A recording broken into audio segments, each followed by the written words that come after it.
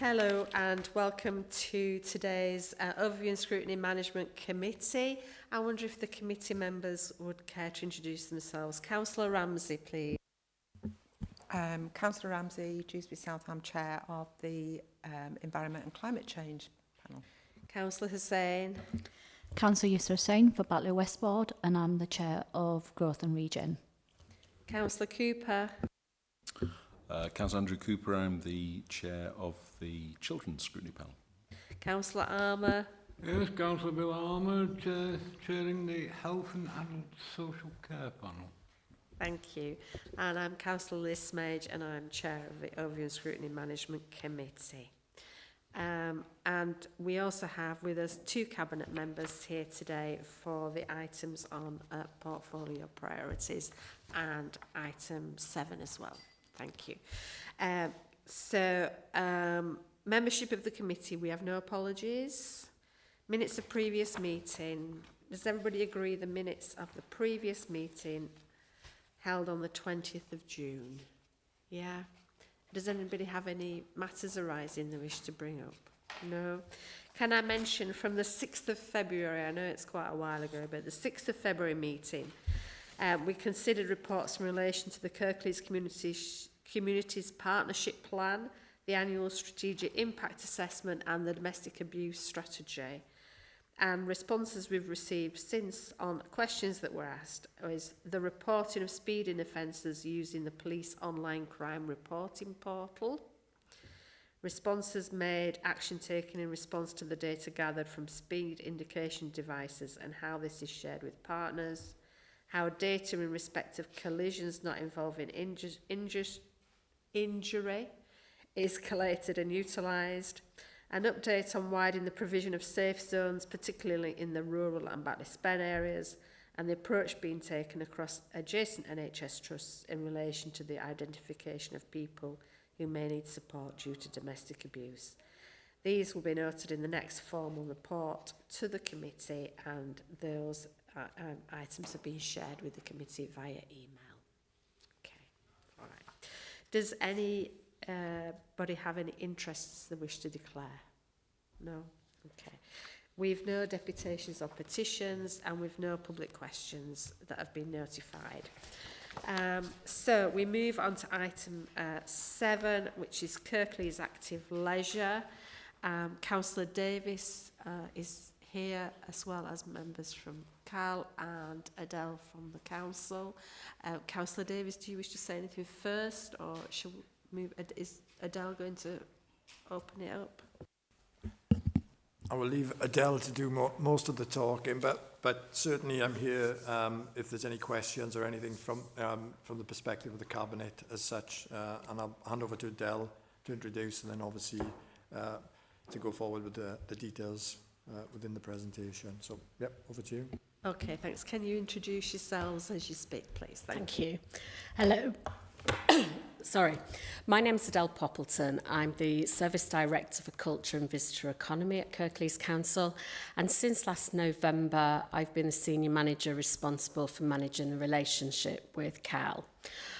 This presentation is in the spirit of the partnership which the Council and Cal have, and so I'm going to hand over to Alistair to introduce himself and to start the presentation off. Yeah, good afternoon everyone, nice to see you all. My name's Alistair Brown, I'm Kirklees Active Leisure's Chief Executive, and we'll take you through a summary presentation of Cal, some of which you might be aware of. Next slide, please.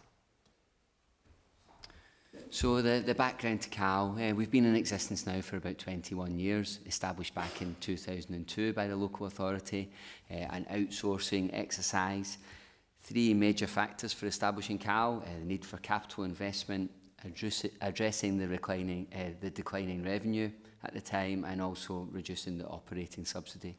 And as I'll show later on, for some period of time we were extremely successful with that.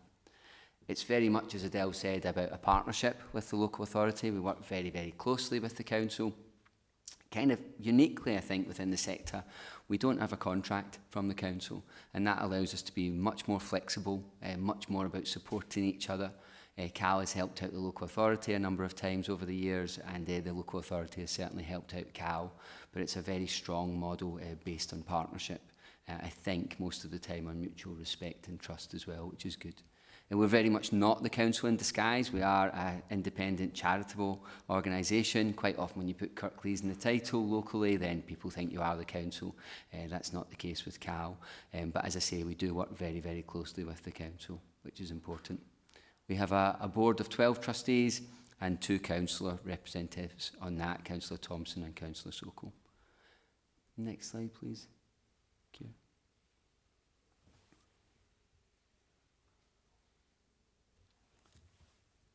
So, no, that's fine, Adele, thank you. Next slide, sorry, go on to the next one. That's fine. Okay, it's jumped now, Adele. I need to get a new slide operator, clearly. So the Cal offer, it really splits into these 4 different segments. School swimming is a really important one for us. We took over school swimming from the local authority offer a few years ago now, made a few improvements to that, added it into the mix, had a number of staff who chupied over to us, and it's a very popular scheme with around about 140 local primary schools taking part in this every single week during school term, which is fantastic. We have a major commercial offer, which is predominantly a fitness membership and swimming lessons, really strong parts, and really underwrite a lot of the other activities. We have a range of what we call family attractions under the Yeah Days Out brand, and that includes the Splash Park and Dare to Air at Huddersfield Leisure Centre, includes Tag X and Stompers at Batley Sports and Tennis Centre, includes Immerse at the new Spen Valley Leisure Centre. So a number of products that we've grouped together, and I'll talk more about that in a minute as well. And the most recent one since 2021 has been in terms of health and wellbeing developments, where we've taken on a number of different products now to try and attract in some new customers, trying to protect and promote good health and wellbeing from their point of view. And although there are smaller numbers there, we're very pleased with how we're moving forward with that. And again, I can talk more about that shortly. Cal is very much our large frontline service. Very much about a customer-focused organisation. We have about 23,000 fitness members, about 7,000 junior swimming lessons, about 68,000 registered customers overall. In terms of discretionary services provided in Kirklees, we're probably one of the biggest here, and we have about 2.5 million customer visits to Cal sites last year, so the scale of it is fairly huge. I was really keen on putting in these couple of diagrams, and with a decline in the first one, overall satisfaction, you might be surprised to see that. But the figure is still a fairly high one, and given the challenges and turbulence that Cal has gone through over the last 12 months, which I'm sure many of you know about, then we were surprised and pleased that the majority of our customers still see us as being a good quality service. I'm much more disappointed about the overall value for money slide, because I think Cal provides excellent value for money. Fitness membership is around about £25 a month. You can come into a range of good quality centres, stay as long as you want, use a number of activities. There's not many things that you can do that for £25 a month these days, unfortunately. So I think that's a really strong one. It's all about perception. We've diversified in recent years. We're making the most of the spaces that we have available across the Cal stock, which we manage on behalf of the council, and this gives you some examples of that diversity there. Hopefully you or your children or your grandchildren have been to some of these sites, but very, very popular, and we're the only ones I think that are happy because of the gloomy summer weather conditions, because it brings people into our sites.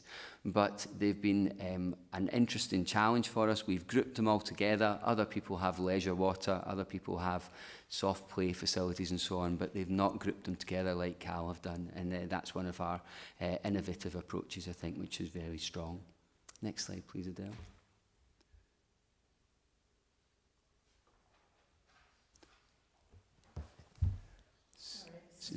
No, it's okay. It's okay. It just takes a while to load up, I think. So this one, it's hard to see it from distance, but this really shows you Splash Park alone, the sales that we have. So you can just make out the border of Kirklees really there with the dark line. But we have about 58% of our family attraction customers come from outside of the district. We really helped put Kirklees on the map. We really helped put Huddersfield in particular on the map with the leisure centre. And I think we need more things like this happening in the district, reasons to come and visit. We also provide a very good local offer for staycations. When costs are rising, then it's really good to take the family out. It's a bit of health by stealth. We try and encourage people to be active without actually forcing it down their throat. And we're really pleased how this has helped put Kirklees on the map. Very proud of it. Splash Park is the jewel in the crown, but the other facilities all work together. And it's all about adding existing value to our own customers, but also attracting new people into the district, which is really important. I mentioned earlier on the health and wellbeing side. So since 2021, we've been given the task by the local authority to try and develop a health and wellbeing offer. And you can see quite clearly here in this slide with some of these key measurement improvements that we've made some decent progress, I think, in this area in the early years. It has been challenging sometimes working with the health and wellbeing community, trying to get a foot in the door, but I think we're making some good progress. And in none of the significant funding support from the local authority goes directly towards this group. It operates at a very slight subsidy on that. But some of the comments on the right-hand side there, the testimonials, I hope you can make those out and get the chance to see them later. And the more people that we can get coming off their pills and moving into more of an exercise-related approach, the better that is for their physical and mental health. So I'm really pleased how much effort we've been able to put into that and the progress made in a short period of time. CAL is also a very important local employer. We have a significant workforce, around about 300 full-time equivalents, and vitally importantly for me is that we're a big employer of under 25. So about 53% of our workforce are under 25. I think we're one of the largest, if not the largest, employer of young people in Kirklees. We give a lot of young people locally a very good introduction into work. Also very large female employer, and a significant proportion of our workforce, around about a fifth, are from areas of disadvantage, as well as being a very localised workforce employer, a bit like the council there as well. And while the customer results that I showed earlier on were perhaps a little bit disappointing, we're really delighted with our staff satisfaction results this time round. Would you recommend CAL as a good place to work? 84% of our staff said that they would. Now, that's the highest ever score that we've had. I think the only weakness with that is that CAL is perhaps not laying the ground for the challenging times ahead as much as we should have done. But that is a fantastic feedback, I think, for CAL, and one that we're really proud of. We've also really pushed hard with Quality for Health and Wellbeing and with Inclusive Employers Awards as well. So we hadn't really gone down an accreditation route, but we felt that that was important for the equality, diversity and inclusion area, and also health and wellbeing. This next slide shows you where COVID hit with CAL. So the dark line on this slide really shows you support as a percentage of turnover. So the local authorities funding prior to COVID was reducing significantly. Our income was growing. The peaks are really Huddersfield Leisure Centre, the 2 initial years opening that, but the income side very strong there. Then COVID hit, and that changed a lot of things round. Now you'll also notice with this slide, the slight increase in the line just before COVID, that's the start of national living wage, which has been a major pressure for CAL, as it would be for any not-for-profit charitable organisation. I'm quite a supporter of national living wage. I think it's the right thing to do for the low paid. I think organisations like supermarkets that rake in money these days from us all, quite right, they should be paying that. But the national living wage increases for CAL have been one of our major pressures, and they're really difficult for a not-for-profit charity to try and cope with, especially with a large staffing number like we have. That figure at the end there, this percentage of turnover is likely, unfortunately, to remain at this significant level, largely because of national living wage. Hopefully energy costs will come down in the coming years, but that shows you the change of the CAL funding model in essence in one slide, which is hugely frustrating, but the result of wider economics. Next slide, please, Adele. No. I think you've just jumped on a couple there, but that's fine, that's fine. Do you want to talk through to your slides? Yeah, Yeah, so the current key challenges that we have, the income position is a fairly positive one for Cal. What we can manage, we've managed to bring back to pre-COVID levels and beyond that now. Our income gains from fitness membership, from swimming lessons, from the Yeah Days Out products, the main income side, were very, very strong. The difficulty has been the uncontrollable expenditure increases. So I mentioned staffing before. Far and away, Cal's biggest expenditure budget. From 2015 to 2023, that's gone up by 45%, national living wage, which is great for individuals. You know, it's quite right that they are paid a reasonable wage, absolutely. But it is very difficult for a not-for-profit charity like Cal, especially with a big workforce, as I say. Energy costs have gone from basically 1 million pre-COVID to 4 million now. Again, a massive increase if you're a not-for-profit charitable organisation. And it's worth noting the other comment there. Our third big block then of expenditure, the other costs, as we've lumped them together. If you take inflation into account, that should have gone up to about 8.5 million, but we've managed to retain that at 6 million, which I think is fantastic. The staff have worked very hard at that, and that's a significant saving there in terms of efficiency and so on that we're very pleased about. I've got a correction in this slide. I'm sorry about that. It was written a while ago. Inflation has now fallen a little bit to 7.9%. It just means prices aren't going up just quite as steeply as they were, so it's still a challenge for us all. But hopefully we can bring that under control later on. But inflation is obviously for Cal is a very challenging issue as well.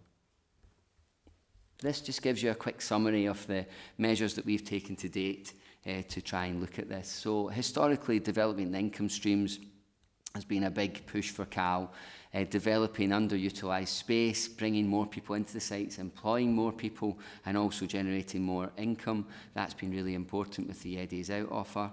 But it has had the counter effect of narrowing that offer a bit and reducing seasonal activities in particular. It's very difficult to provide seasonal activities given the financial pressures that we've got. Energy Invest to Save programmes have been really key for Cal, continue to be going forward, and since 2013 we've been looking at that. Next bit please, Adele. Thank you.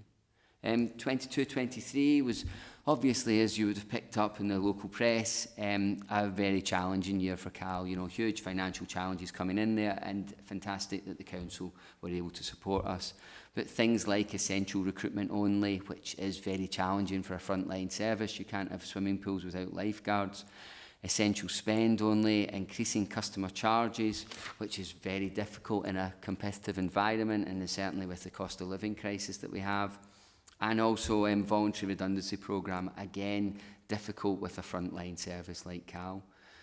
We obviously closed the Lockwood Park site, which was unfortunate, and we also had the temporary closure position with Batley Baths, Deaton Sports Arena and Colne Valley Swimming Pool, which again was a really difficult exercise to work through.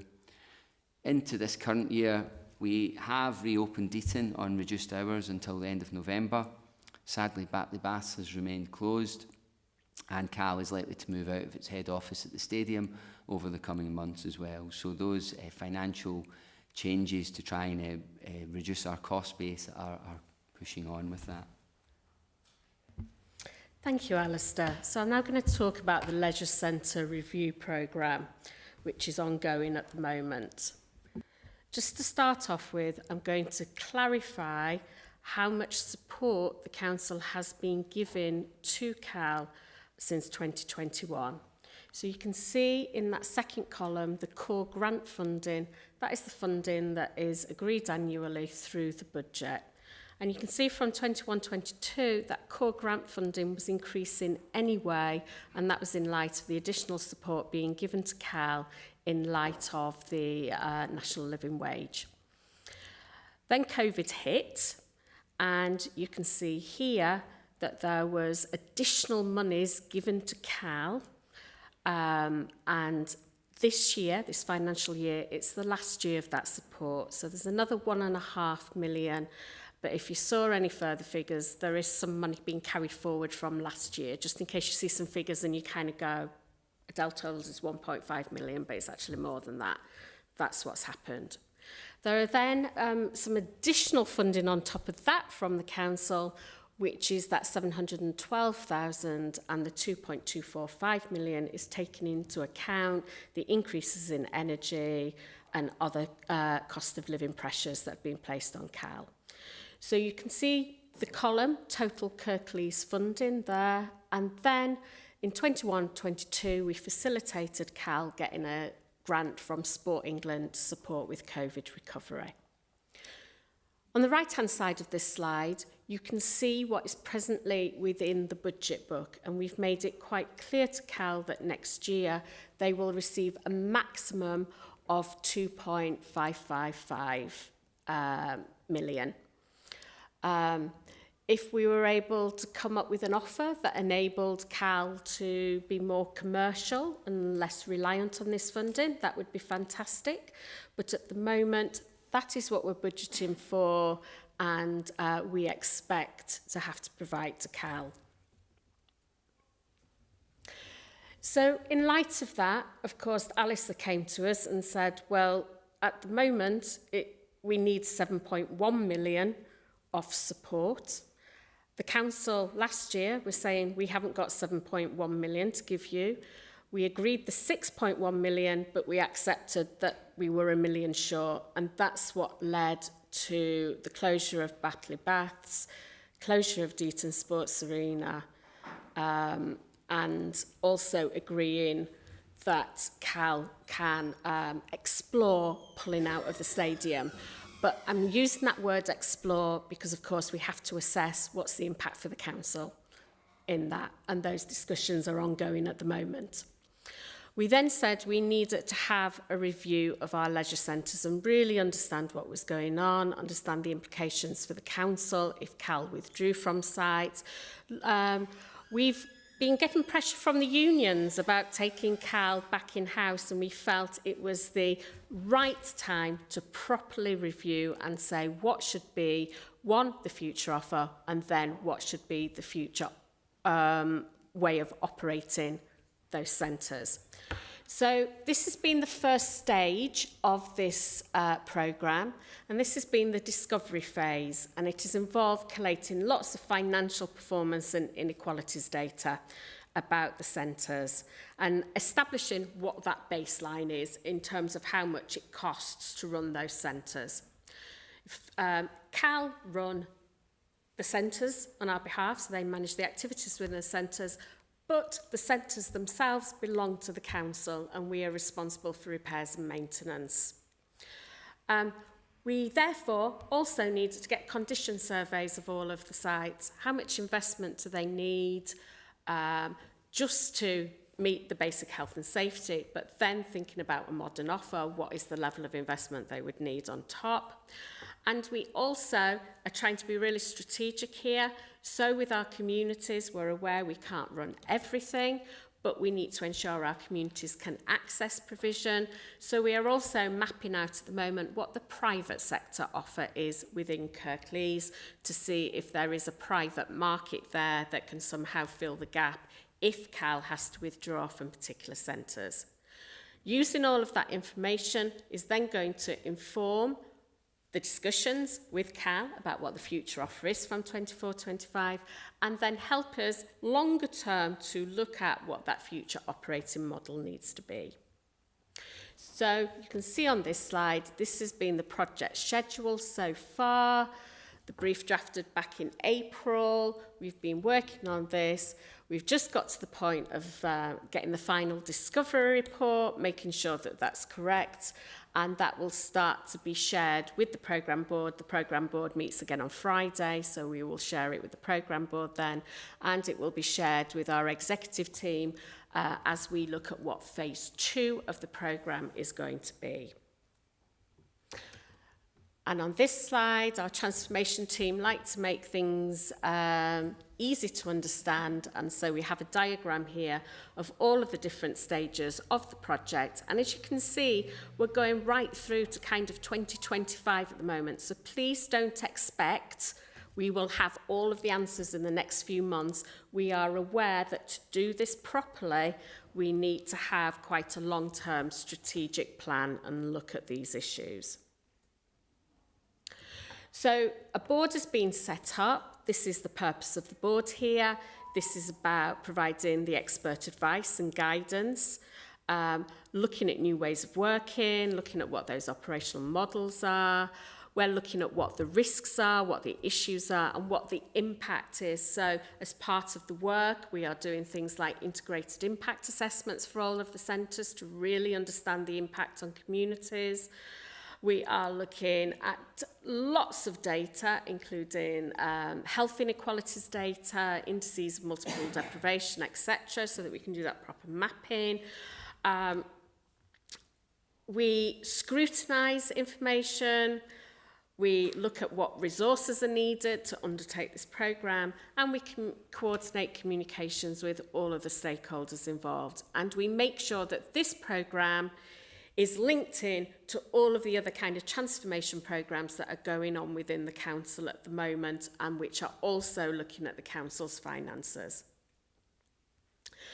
This is the membership of the board. You can see we've got representatives from finance, legal, communities, public health. We've tried to think of all of the services that decisions about Kyle are going to impact on them, or that they have that kind of expertise to inform this programme. I chair that programme board, and the transformation programme leads there are Siobhan Finnegan and Rebecca Strutt. And the strategic director with responsibility for this programme is now Richard Parry. That has transferred to him in the last 2 weeks, and Richard's doing an excellent job of getting up to speed. And we report into Councillor Davies as the cabinet lead on this particular programme.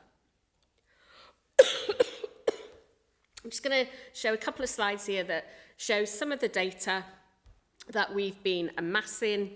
So you can see we've mapped where the centres are at the moment, the CAL centres, but we've mapped that against areas of deprivation to really understand where those centres are and who those communities will be that are using those centres.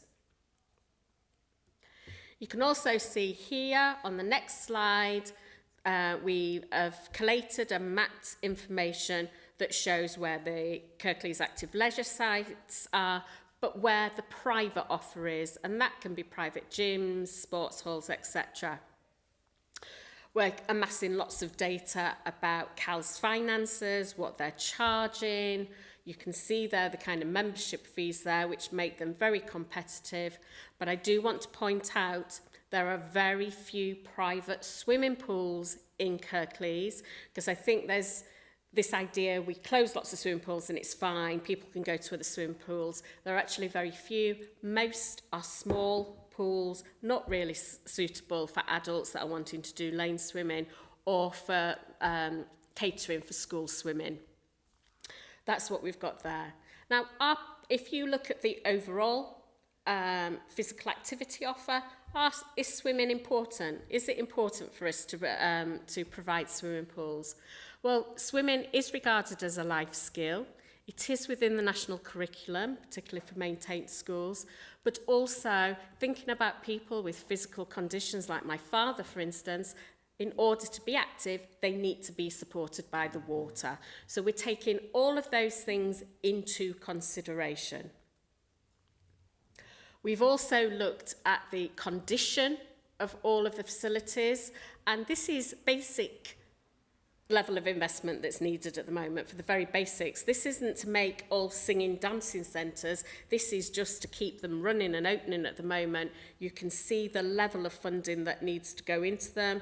There's around just over 250,000, for instance, into Dewsbury Sports Centre that is needed there. 2.5 million, sorry, not 250,000. There, 2.5 million that's needed there. But actually, I'm told that for Dewsbury, for instance, around 15 million that is needed to get it up to the standards that are now expected. So it's very significant, is that capital development, which would lie to the council. We've analysed costs of mothballing centres in the hope that we can reopen them in the future. We've also looked at what the cost would be to the council to completely close some of the leisure centres, because what we needed to assess was, if it's going to cost us more money to close something, why would you close it? You're better keeping it open. So we're looking at all of that data as well. But in the end, we have to work out what can be afforded within the budget envelope we've got, which I remind you again, is just over 2.5 million for next year. We've also been doing benchmarking with other areas, and so this is an example of that, where we've compared the number of pools per so many thousands of population. Now you can see here that Kirklees is actually quite well catered for in terms of other areas. The average, we think, is around the 77.8k population for one swimming pool, and at the moment in Kirklees we have one swimming pool for 55,000 people. The transformation team have also been talking to other authorities and leisure providers elsewhere, and these are some of the ones that they've been speaking to and gathering data from them to be able to benchmark. And these are the key learning points from talking to some of the other areas. Most of the local authorities have already rationalised their leisure stock over the past few years. Whereas here, you know, the council and CAL have worked really well together to try and keep as much provision going as possible.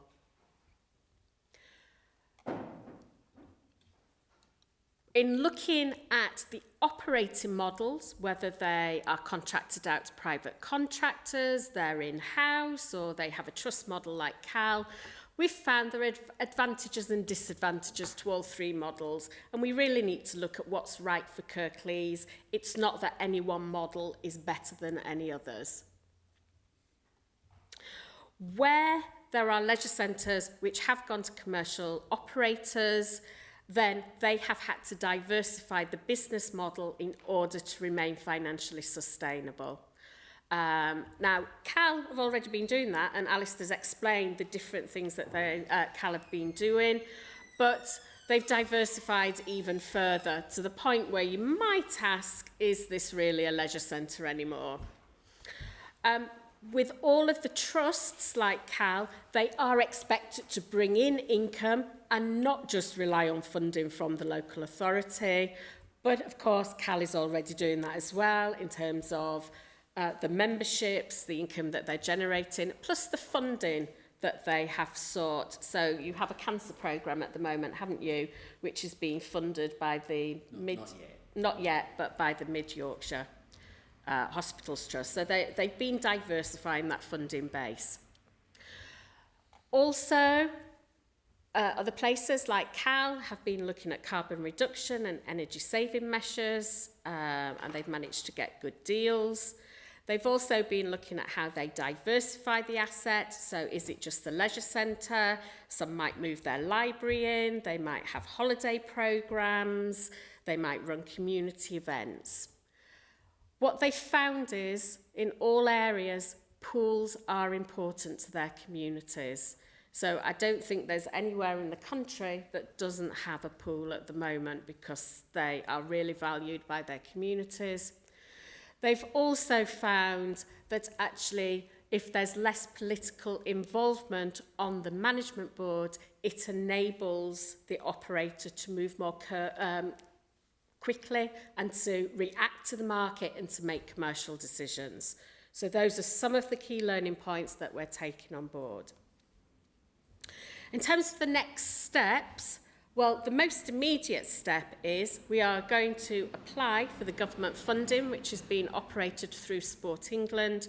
So we're applying to the Swimming Pool Support Fund, and we have to submit the application between the 4th and the 11th of August. We can apply for up to $500,000, but there's quite stringent criteria around which pools we can apply for, and also they must be pools at risk of closure, which all of our pools are at risk of closure at the moment as we look at them. So we are looking at all of those pools, and by the end of the week, we will have finalised the decision about which pools we're going forward with.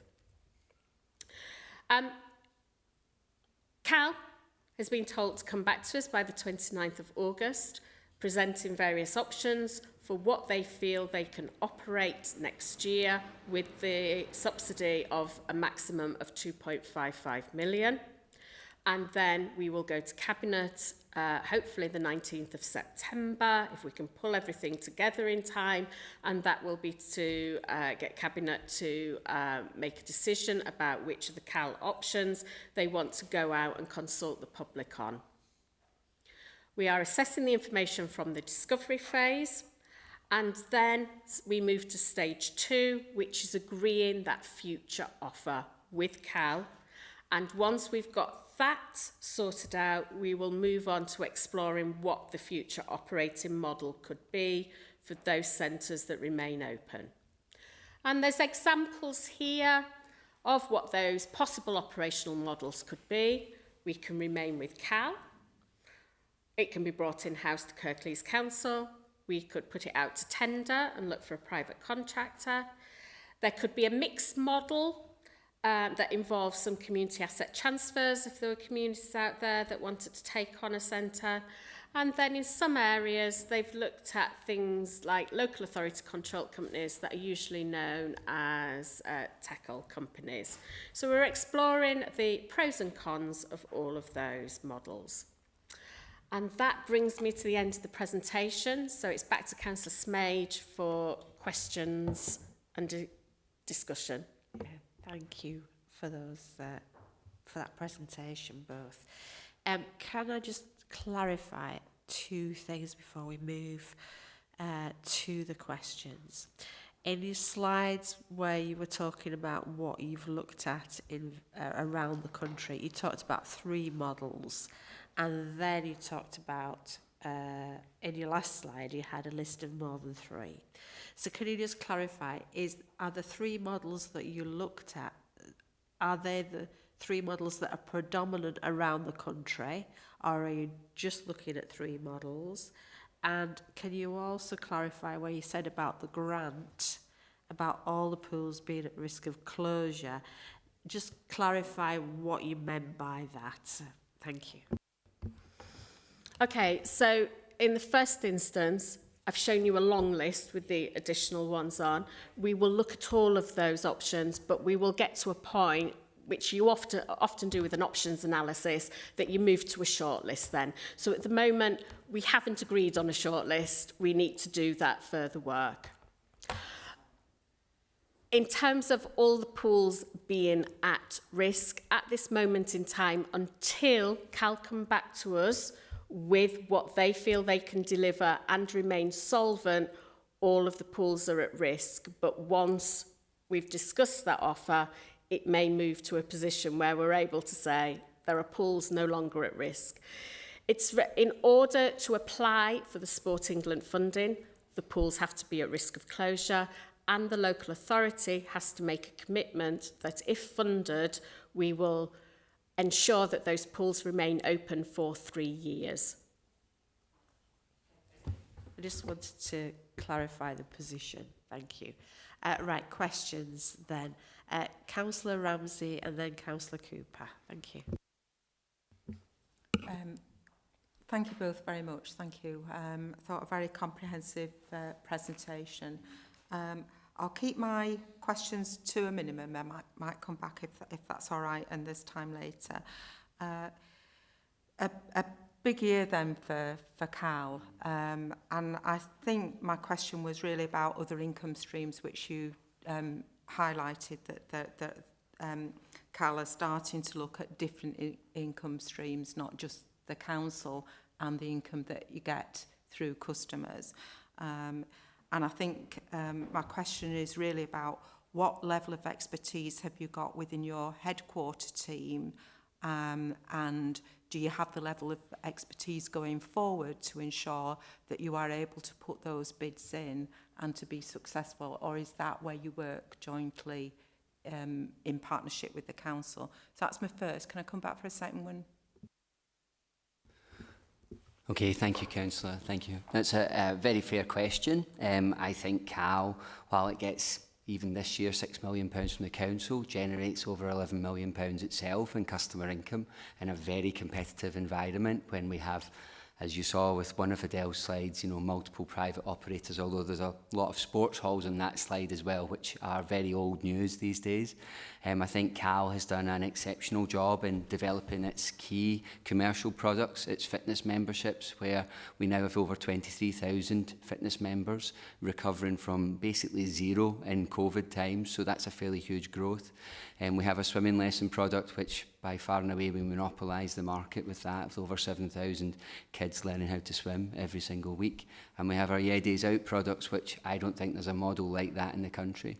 I think Cal is very fortunate to have some exceptionally talented people in the leisure industry who are passionate both about Kirklees, about providing excellent customer service and about providing value of money to the people of Kirklees. So I'm not sure that we could bring in any external support for that. We try to work with the council whenever we can. They're a very strong partner for us. We also try to work with other leisure operators and keep our eyes out to see what is available and what's coming. Good examples of that are the Yeah Days Out products. When we've developed those, I think we were the first in the north of the country to have the Tag X product, which has been a big success at Batley Sports and Tennis Centre, and also with the Dare to Air product, the inflatable. Well ahead of Inflator Nation, who are the private sector option, you know, with their version of that. So I think we've got a very strong product. It's about building on that and using the CAL model, the rateable value savings, the VAT benefits that we have with CAL. It would be great to see that model developed and used more now that we've got that locally. Why not take the advantage of that? All the money stays within Kirklees. We employ local people. I think they're really important factors that I'd like to hold on to. A private operator won't do that. They'll take money out of the district, which I don't think we really want to happen. Energy is another area where I think CAL's been really, really proactive on that side, and I wish others had been as proactive. We'd really like to carry on doing that as well and making these facilities, continuing to make these facilities as fantastic as they have been for the last decade. Okay, I'm not sure we got to an answer to the exact question that I asked, but I'm really pleased that you are working on the Sport England application. My second question was really about from a council perspective. So thank you very much for the timeline. I thought that was very helpful, that we'll get to understand a little bit more. And I thought the benchmarking with swimming pool numbers for other areas was useful as well, although it makes me concerned naturally. Was it that you could have 500,000, you could apply for 500,000 per swimming pool, or is it just 500,000 per local authority? That is a huge shame, because I hoped you were going to say the first. I'll just leave it for that at the moment and come back. Okay, thank you. Councillor Cooper. Thanks for the presentation. Really interesting to get an insight into what's going on. One of the lessons that you said you learned was that less political involvement in management boards makes commercial decisions easier. Now, the council contributes quite a lot of money to CAL, and so therefore you would expect, I guess, that the council would have a certain amount of involvement in the decisions that are made. I can appreciate that it's easier if councillors don't have an involvement in the decision politically, but I guess there's got to be a balance there in terms of the role that the council have in terms of decisions that you make. So I'd be interested in the balance on that. The back-in-house stuff that the unions are talking about, I think it'd be good to get some clarity on the financial implications of going back in-house, because it's one of those things that people often sort of knee-jerkly say, oh yeah, bring it back in-house and everything will be great. But actually an understanding from yourselves about the financial implications of doing that would be really, really interesting. And there's all sorts of things I could ask, but the last thing I'd like to ask is about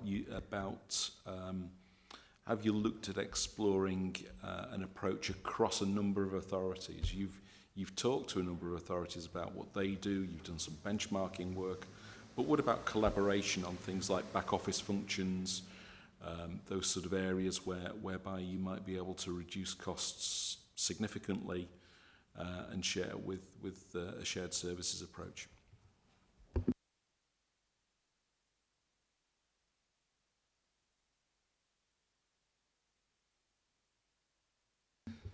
Okay, thank you, Councillor, for those questions. So CAL is always looking for opportunities of working with other partners. One of our major aspects which we've had is a direct debit membership, which we have for our customers, significant numbers on that. We jointly procured that with our colleagues in Sheffield City Trust as well a while ago with that. So we have looked to explore that a while ago, well into pre-COVID. We were discussing with Sheffield about bringing the back offices together, but they have an unusual accounting approach, so that wasn't really going to work for us.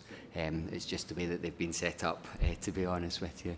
Not one for today. So yeah, we do continue to explore that, and also in terms of service delivery as well. So we're increasingly working with the West Yorkshire local authorities, which are all local authority provided models, to see how we can work with them and learn from them and jointly work together with that. But yeah, it's absolutely always something that we're looking to do, to see if we can collaborate with others.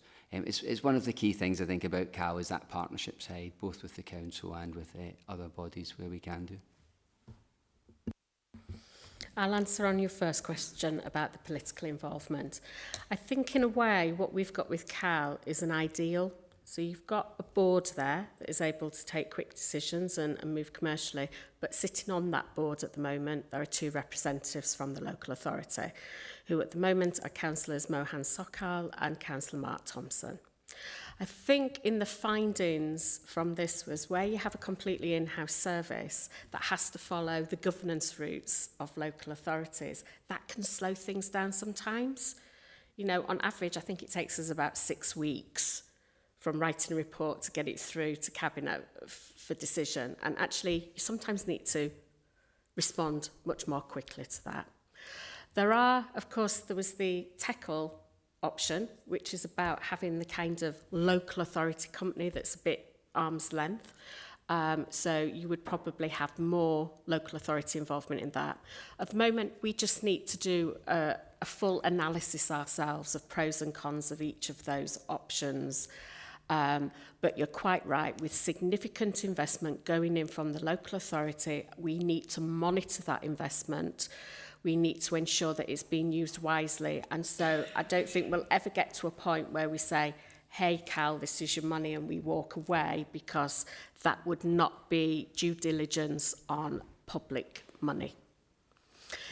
In your second question, we haven't quite got to that stage where we've done that proper analysis at the moment. So we're going to have to come back at a later stage to be able to answer your questions there.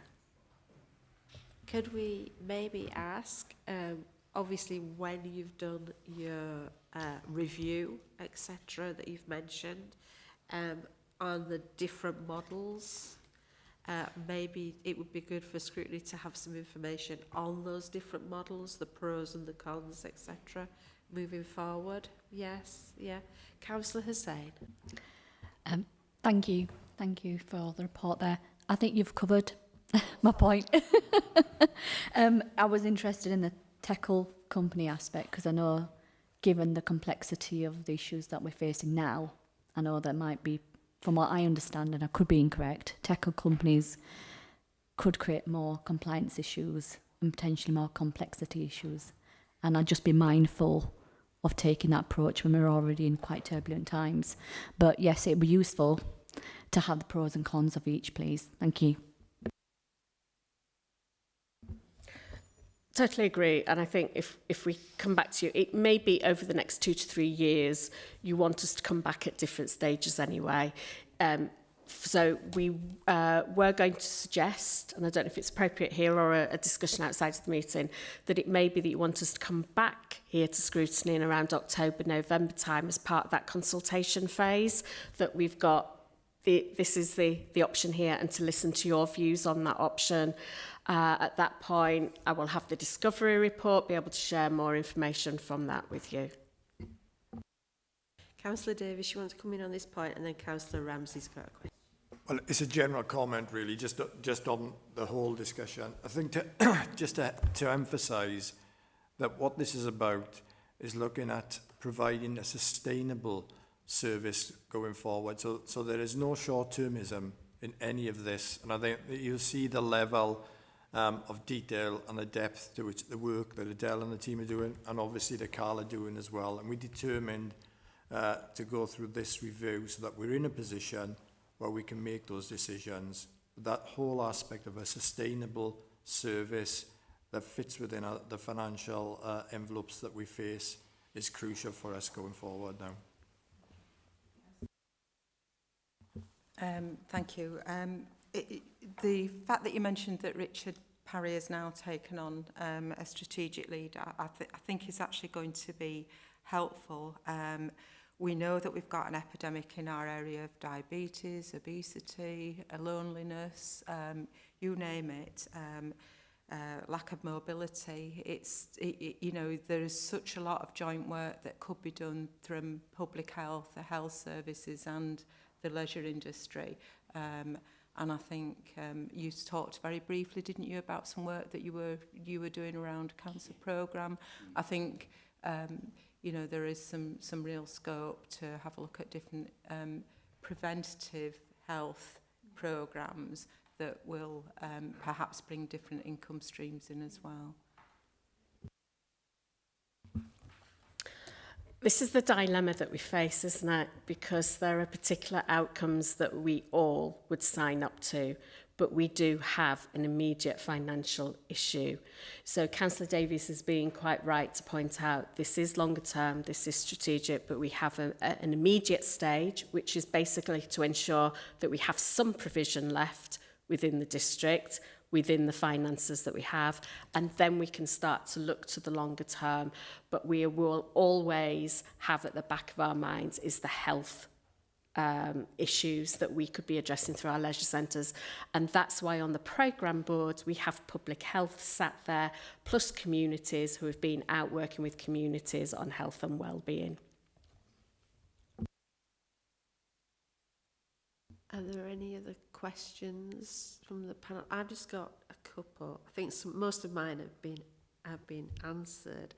But you mentioned about seasonal activities and it being difficult with seasonal activities. Can you just expand a little bit more on that, please? Yeah, certainly, Councillor. So things like indoor bowling. Indoor bowling, we used to have a facility at Huddersfield Sports Centre. It didn't survive into Huddersfield Leisure Centre. Certainly with the financial pressures we've got now, it wouldn't survive. It was basically in darkness for 6 months of the year. Things like the tennis courts that you're aware of at Batley Sports and Tennis Centre, we had 4. We've converted 2 of those into now the Tag X and Stompers. Again, the financial pressures there. We've got as many people using the 2 courts as ever used the 4, but those sort of activities, the offer has narrowed significantly because of the financial challenges that Cal has faced and the efficiencies that we've been asked to provide pre-COVID and going forward. So can I ask that in your work on sustainability moving forward, are you looking at the different services that can be provided moving forward, including some of those seasonal things as well? Or is it what you're looking at, is it the services that are provided 12 months of the year, or is there a mix? I think with that, Councillor, unfortunately, and I don't agree with it, we're being driven down a financial route. And as we're driven down a financial route, then the services which cost the most money, which in the past have included seasonal activities, will be the ones which are most affected. I completely agree with the comments from the councillor earlier on. Cal should be moving down more of a preventative health and wellbeing route. That's absolutely the right direction of travel. But unfortunately, it's a financial agenda that we face and that the council is facing. And that short-termism is going to be difficult. It's going to be really challenging, I think, to get through that. We'll be reducing services significantly going forward. We will not be looking to increase services. The item that had been mentioned a couple of times, the cancer prehab and post-recovery programme is hopefully coming. It will cover both Wakefield and Kirklees that Cal have managed to work on with Mid Yorkshire Hospital Trust. So we're hoping that that will give us something over a 5-year period, but it is at risk of being the only health and wellbeing activity that we're able to offer, sadly, going forward. I think it's encouraging though that you have that work coming through for people who need the support. Councillor Cooper.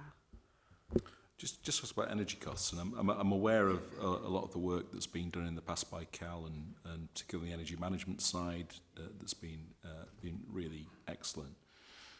That said, there has been a multiple increase in your costs because of the increase of the energy costs that have been there. So that's several-fold increase in costs. I'm just wondering if there were other, if a greater level of investment had been made in doing an ultra energy efficiency, more renewables, more of those sort of things, that could we be in a different financial position? And were plans made at any point to look at that sort of investment that might have given a more favourable outcome for Cal in terms of energy costs? Yeah, thank you, Councillor. Hindsight is always a wonderful thing, isn't it? I think Cal, working with the Council, was always trying to operate within the financial envelope we had, initially with reserves, then supported to an extent by the Council's prudential borrowing for Invest to Save schemes to improve our energy performance. The larger schemes that we probably now need to look at, things like solar panels, things like heat pumps and so on as well, are major investment over a long period of time. And there's certainly examples of them in the country. I think some of the leisure sites that remain within Kirklees, then that absolutely we should be looking at that. It's a good investment into the future. But unfortunately, the days of low interest rates, low inflation are past as well. It's not a time to sometimes do these developments. We need to wait until that economic model makes sense on it as well. But I would very much think if the Council has an aspiration to operate any swimming pool, it needs to look at energy management, because they are huge energy sucking facilities. Hopefully, contractual side of the Council will improve as well in the future, you know, with the gas contract in particular. I think we all realise it's slightly expensive, and hopefully we can bring that back in line, and that again would help us into the future. It's also important that we recognise that the financial situation that Cal is in is not just to do with rising energy costs. As Alistair pointed out, it's the staff costs, yeah. It's just, I think sometimes people take us down one avenue that is just, oh, this is about energy, and it's the two together. Can I ask about the 3-year asset plan that you mentioned? You had a slide that showed investment that would be needed over a 3-year period, I think, in the different centres. And Spen Valley was mentioned in that. So I just wanted a little bit of clarity. Is that sort of, was that slide about ongoing maintenance? Just a little bit of clarity around that, because obviously that's a fairly new facility.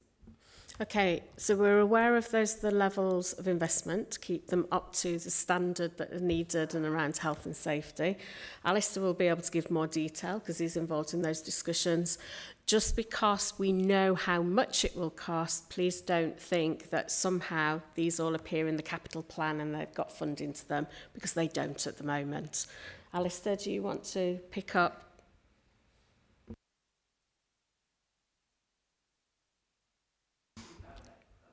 I haven't got the slide, but amazingly I've been organised enough to have something in front. So some of this relates to the athletics track adjacent to Spen Valley Leisure Centre, which needs ongoing TLC with that. And some of it is to do with Cal-related investment. So that's to do with fitness equipment, improving that further if we can. Quite often Cal will try and invest into the sites as well as the local authority. So that's really what that relates to, Councillor, because you're quite right, it's a brand new facility. We shouldn't be chucking a lot more money at that with that. Okay. Just wanted to clarify what it was. Absolutely that fine. is absolutely fine, thank you. Right, any more questions? No? Can I thank you for your time today? Thank you for coming. I think we talked about the models moving forward. You're coming back, and we'll discuss when that can happen within our work plan and your timescales. We talked about health and well-being and the importance of health and well-being, and we talked about energy improvements in energy consumptions as well.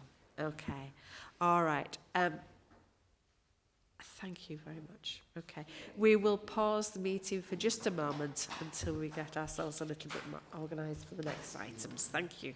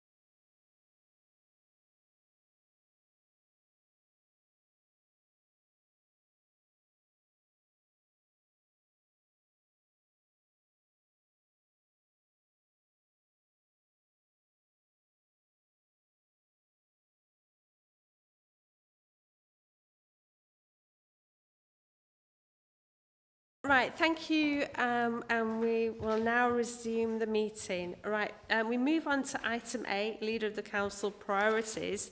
I'm going to ask the committee if we can defer this item until the October meeting, when the new leader will be invited to attend. So does everybody agree that we defer this item? Thank you. Obviously, in the interim, the council continue business as usual, with the vision in the council plan and existing priorities, and I know that different cabinet members have been to the different scrutiny panels to discuss their priorities with you all. And that moves us to the priorities from the cabinet members for this panel this year. Obviously, we have the leaders' priorities, but we also have corporate portfolio priorities, and we also have the crime and disorder scrutiny. And Councillor Patterson is here, and you have an item on your priorities that you kindly went to children's scrutiny panel for, but one of those comes under the crime and disorder. Do you just want to outline that, please, Councillor Patterson, and then Councillor Davis will bring in Councillor Davis. Thank you. Yes, thank you, Chair. An opportune moment to be able to present this to you. Yeah, my third priority of the three cabinet ones that, for my portfolio covers learning, aspiration and communities. And as you say, crime and disorders comes under communities. And the third one that I have highlighted for this year is working with women and local organisations and understanding their lived experience to drive culture change and ensure services respond appropriately. Bit of a mouthful, I'm afraid.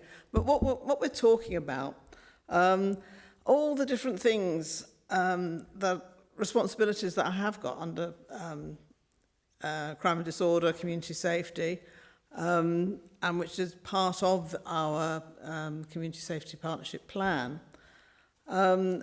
So many of them are, what shall we say, women's issues, violence against women and girls. I mean, that's a big priority within our plan, but it's also the Mayor of West Yorkshire's priority as well.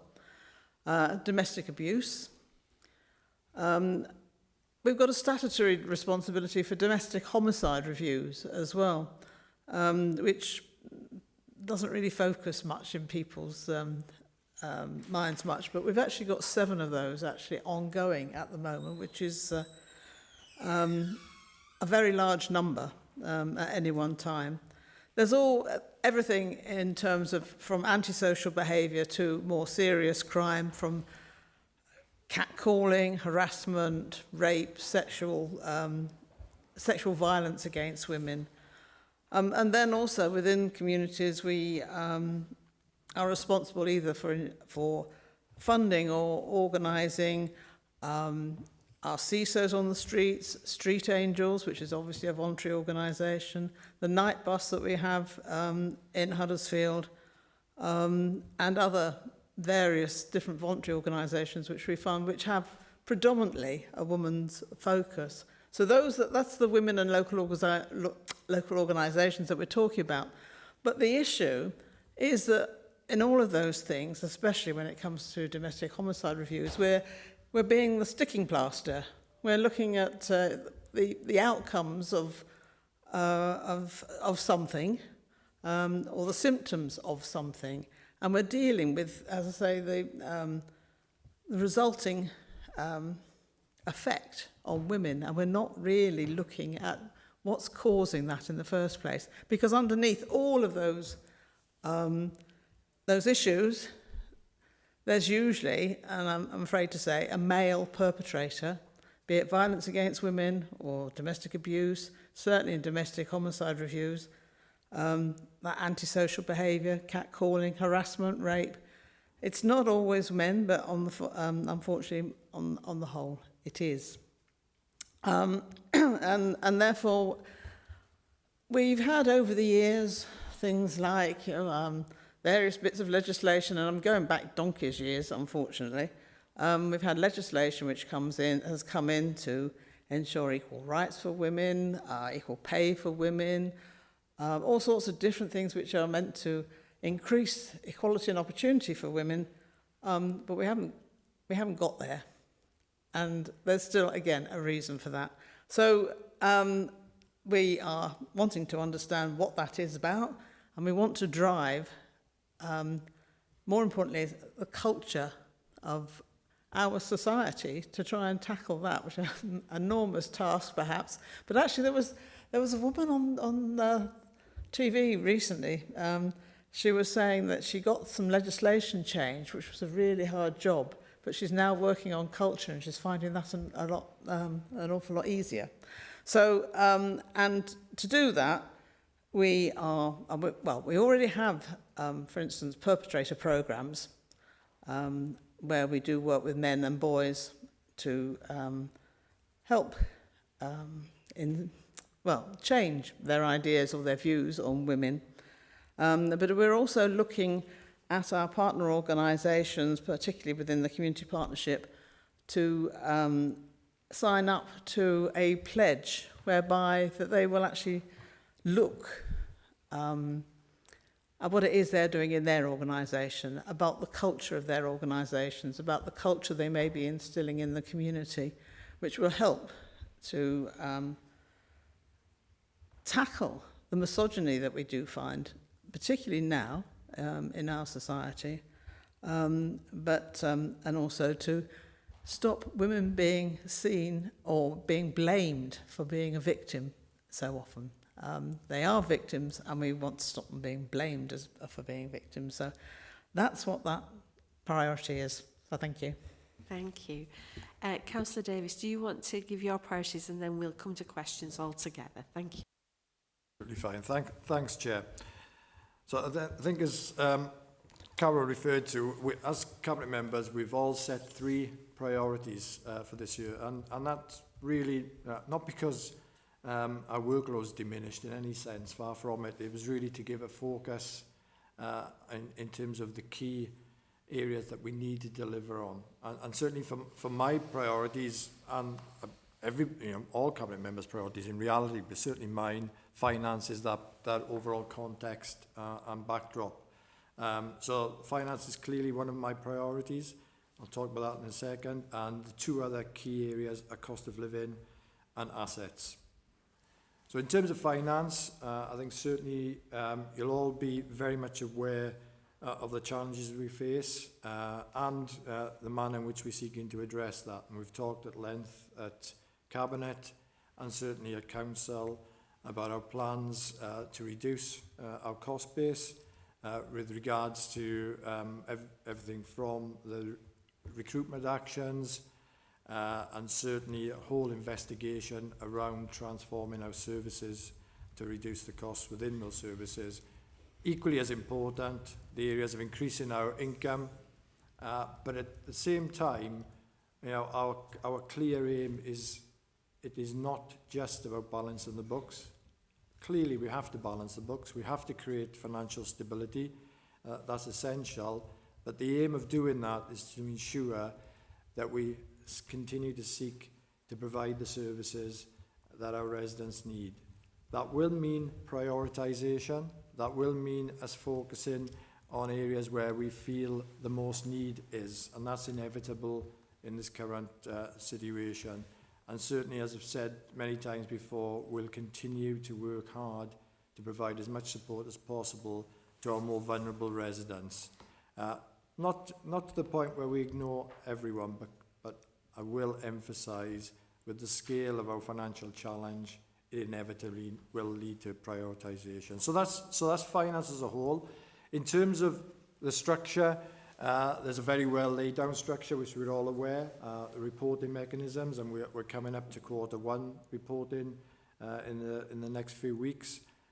In addition, we've set up a cross-party committee that's working on this, in which we're sharing details in particular, of the action plans around the savings and seeking views from across the council in terms of our parties within the council as to what we can be doing to improve that.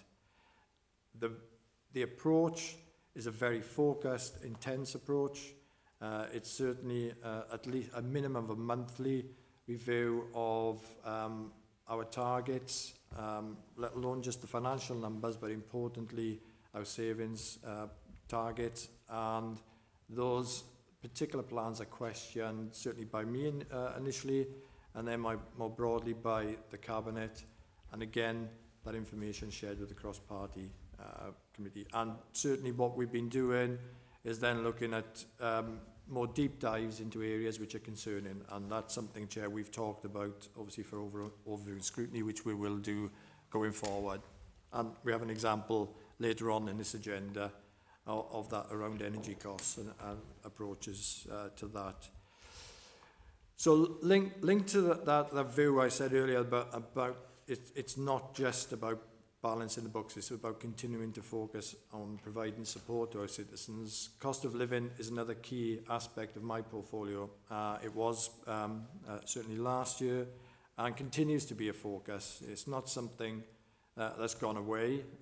We talked a lot about the cost of living crisis in the last 12 months, and we can see the continued pressures that people are facing, whether it's through increased mortgage payments or simply inflation. And I think it was Alistair earlier on said the comment that yes, inflation is coming down. That doesn't mean prices necessarily are coming down everywhere. It just means that they're not going up quite as fast in most areas. And particularly of concern is around food inflation. That continues to be a real worry. And we've set up within my portfolio a programme for cost of living. We've approached this both from a short-term crisis need, a more medium-term approach, and a longer term. And within those three areas, we have a programme manager helping us to deal with this in a structured way, and there is involvement right across all the directorates. I was very clear that this is not going to be seen as a separate pocket. This is integral to everything we do within the council. That's working very well. The short-term issues that we deal with, examples are things such as the warm spaces where we use libraries, clearly providing support to food banks. And an example of something which is short-term but probably fits into the second area of resilience, and that is the bread and butter thing, which is a really good example of us providing a short-term help with affordable food, where residents can have 3 bags of really good quality food for £8.50, and that saves them well in excess of £30. But also, it links in with community activities and support within those areas. And it's about creating resilience within those community groups. It is not simply the fact that the bread and butter team turn up and dish out the food. It relies very heavily on volunteers and those community groups working together and bringing in other services and support as well. So I think that's a good example of that. And also, it's a sustainable model. So the initial investment from the council is to set it up. It then becomes self-sustaining after 12 months. I think that's the other thing that, again, I would emphasise, and I'd used the word earlier with Carl, is sustainability. We have to find solutions which are sustainable and which are not totally reliant on council funding in the future, because we cannot guarantee that funding. It's certainly welcome that the government provide us, for example, the Household Support Fund, but we don't know if that's going to be a continuum going forward. So we have to help our communities to find ways in which to create support as well, with our assistance, of course. So that cost of living work will continue. It'll continue to be a focus for us. But clearly I have a concern that, going forward is the actual funds that will be available to do that. But as it stands at this point, we continue to have that support from government, which, as I said, is very, very welcome. In terms of the long-term prevention aspect that I referred to, that clearly links into our investment as a council. Some of our big investments in terms of economic regeneration, but also some of our town investments, the small investments. It is about continuing to support our economy and help our communities to see a future within their areas and a future in which we can develop good jobs through encouraging growth within all areas of the borough. So the cost of living, as I said, isn't a little item on the side. It's integral to many of the areas, including our regeneration activities. And then the other one is assets. And assets, we talked a little bit about Carl assets earlier on. Assets are certainly even more critical for us now in a whole range of ways. You know, we are developing what we are calling our core portfolio of retained assets. We're looking at and trying to understand what is it that we need as a council to continue to help us facilitate the provision of services, to facilitate decent working conditions for our staff going forward, but also to do that within the challenges that we face financially. Clearly, we know we will have to look at capital receipts from disposal of assets, but also at the same time, what's really crucial is what we can do to review and reduce revenue spend on the upkeep of buildings and maintenance of buildings. So there's a whole range of actions within that that's being driven at the moment. That is a very clear programme, and assets are being looked at within that definition of core, the core portfolio, in terms of, you know, one, if they're outside that portfolio, do we mothball them in terms of the view that, and I think as Adele referred a little bit earlier on, as to hoping that perhaps in a few years' time they can be brought back into use. Are they long-term, you know, that's more shorter-term mothballing? Are they longer-term mothball, again in a strategic sense? And obviously are there disposals that we have to take on board? And along that, with that, what community asset transfers can we consider which are viable? And I'll emphasise the viable element, and I absolutely support community asset transfers. I think it's a fantastic opportunity for communities to retain assets and develop them going forward. However, it is not an easy task, which is made even more difficult now. And we have to be realistic and work with community groups, but certainly I do not want to see us putting community groups into trouble. So we will work with them to make sure things are realistic. So assets are part, not just part of the financial plans, the savings plans. It's more than that. It's about us understanding the shape of the council. How are we going to service our residents? How are we going to ensure our staff have the right spaces to work in? One of the areas which I think probably most of you are aware that I've supported and continue to support is that of libraries. We've been very fortunate to retain our libraries. It has to be said, without the voluntary groups and without some community asset transfers that are taking place, that would never have happened. And we'll do everything we can to continue to do that, but that will be a tough task. And the way we're approaching that in terms of helping to safeguard that area is, again, to bring in as many of the services and support mechanisms as we can do realistically, so that in essence, we, you know, if you like, we sweat those assets even more. We have to make sure that where we have assets within the core portfolio, they are being used fully and they are providing the fullest support to our residents. So those are the areas we're looking at. Those are an overview of the three areas. As I said, they all link into the backdrop of the economic challenges, the financial challenges we face, but they all are absolutely crucial in my view in terms of why we're here as a council and our values as an administration as well.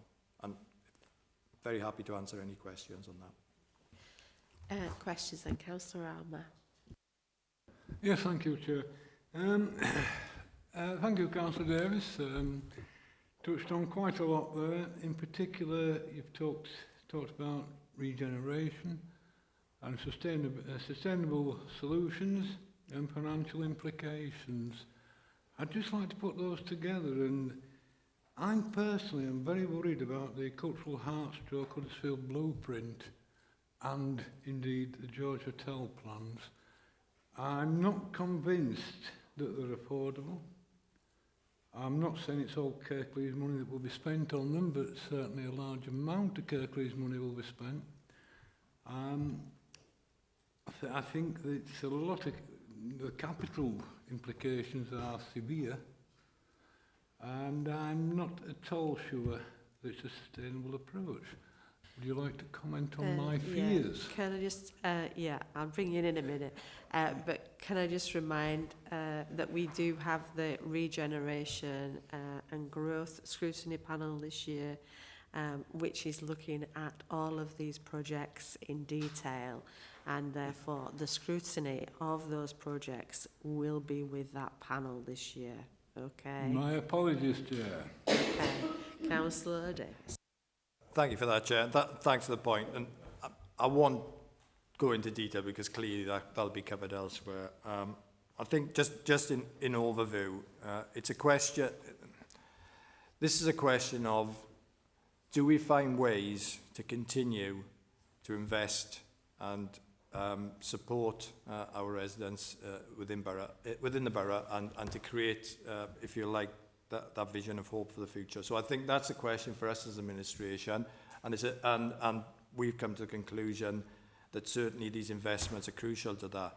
You're absolutely right in terms of cost, that is important within that, and we've already rephased, certainly in the cultural heart, and we'll continue to look at that intensely. And I can say from a financial perspective, that will continue because the gateway process enables us to do that. And we've, I've been clear a number of times, and we've been, I think David Shepherd has equally been clear, there may well be further adjustments that we will have to take in line with the challenges that we face going forward. But I do think it's we're absolutely committed to both of those, and they are slightly different. Because the George's model, because of the agreement we've got with Radisson Red, the George's model is very sustainable because the business case is built on that. Actually, as they love the cliche, washing his face, and all the various other cliches you can think of. But essentially, we will get to a point where that asset is paying back, and that is no longer a drain on the council. Cultural heart is clearly different. There's borrowing costs to invest in that, and I don't think certainly I wouldn't try and pretend that those costs don't exist, and that it's not. There's any investment like that. There's an element of risk. There's an element of you looking at putting money in place to create a future environment which is encouraging people to come to Huddersfield, to create more economic wealth, to help create better well-being, and to therefore reverberate across the borough. So yes, always when you invest in element of risk, we believe that we've gone through it in a measured way. We believe we've got the right people to look at that and provide us with the right information around the future projections of the impact. And we will certainly continue to review that investment going forward. But as I said, two of them are slightly different.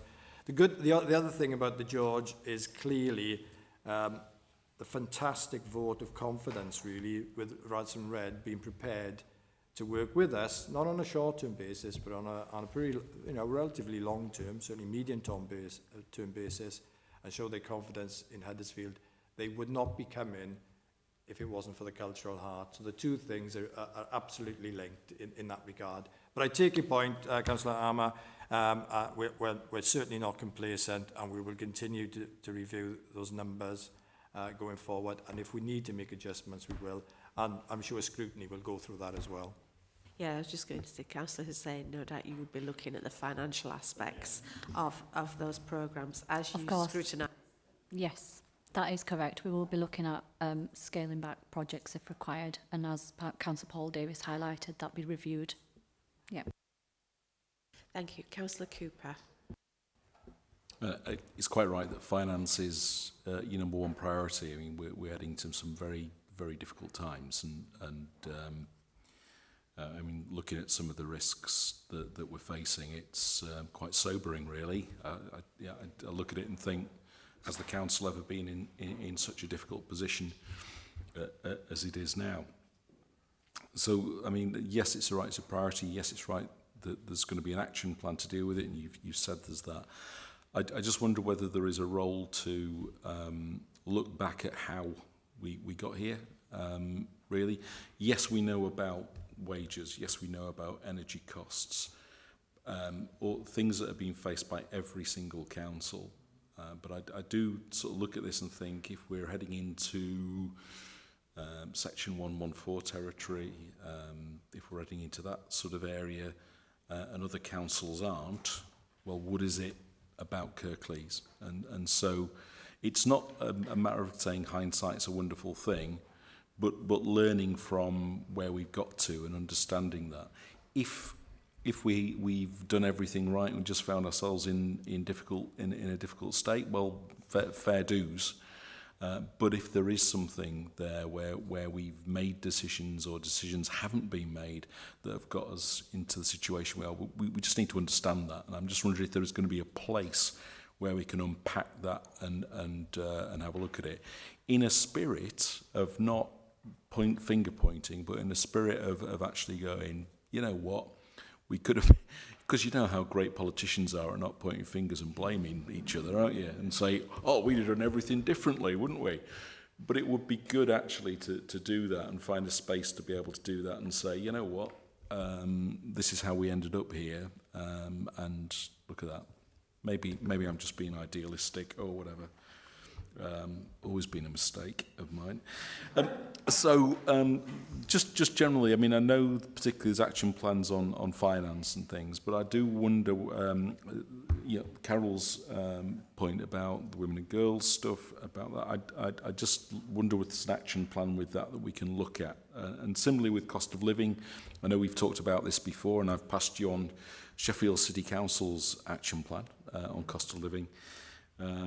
I don't think I've actually seen one for Kirklees, though there probably is one, but I've just not, I'd be interested to look at it. On the asset stuff, I'm just wondering about those asset disposals we've already done and thinking about those people we've gone, there you go, there's a library, there's a community centre, there's a this, that and the other. I wonder if those people are looking at those now going, blooming heck, I've got this huge energy bill, and so asset transfers and things like that may not be, that were sustainable a few years ago, now may not be. And I'm just wondering whether there's a role to actually look back at that and see what we could be doing to assist and help those people. One final thing, and that's really about, it's not all us, isn't it? And the voluntary and community sector and their role. They have access to funding that we don't. They have sometimes can reach places that we can't. And I'm just wondering if we're systematically looking for those opportunities, and in what way are we systematically looking at those opportunities to work with those partners? Because I sometimes wonder that those opportunities, if they're not, if there isn't a place for them, we have a place for risk. We have a place for corporate risk. We don't necessarily have a place for corporate opportunities that we could take and things where we could, where we're doing that on a basis where directors and service managers show you that they've taken up those, they've looked at those opportunities. Okay. Just before you answer, as we've mentioned asset transfers and community centres, I do need to declare that I am a trustee of a building. Okay. Thanks. I think that was 4 questions, but I wasn't counting, but I think it was 4. But it's okay. It's okay. I was free flowing. I'll try my best to cover. Right. Looking back, I'm doing a review of what we've got yet. So in terms of some of the reasons why we've got yet, I'm probably repeating things you know already. First of all, certainly where there are other councils who are not in as difficult a position than us, generally that links through to two key areas, and Dean will probably nudge me if I'm wrong on this one, but certainly level of reserves and levels of income.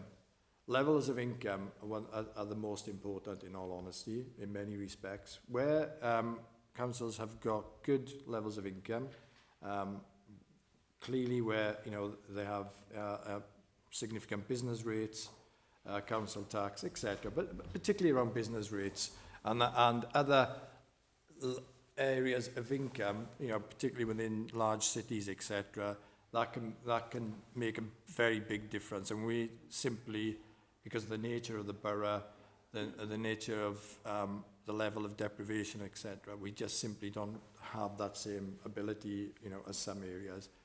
Reserves, you can kind of argue. I'm sure you remember the debates on reserves not so long ago, but that we were told that we had too many reserves, and we just found now fortunately we've used them. Reserves is always a difficult one.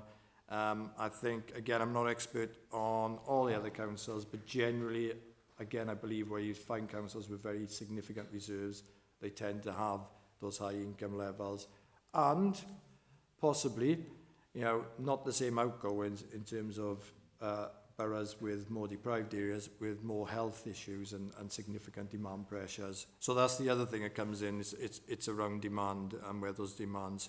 So those are crucial, and for we are in that position, absolutely, because of the nature of our income and declining income, inflation.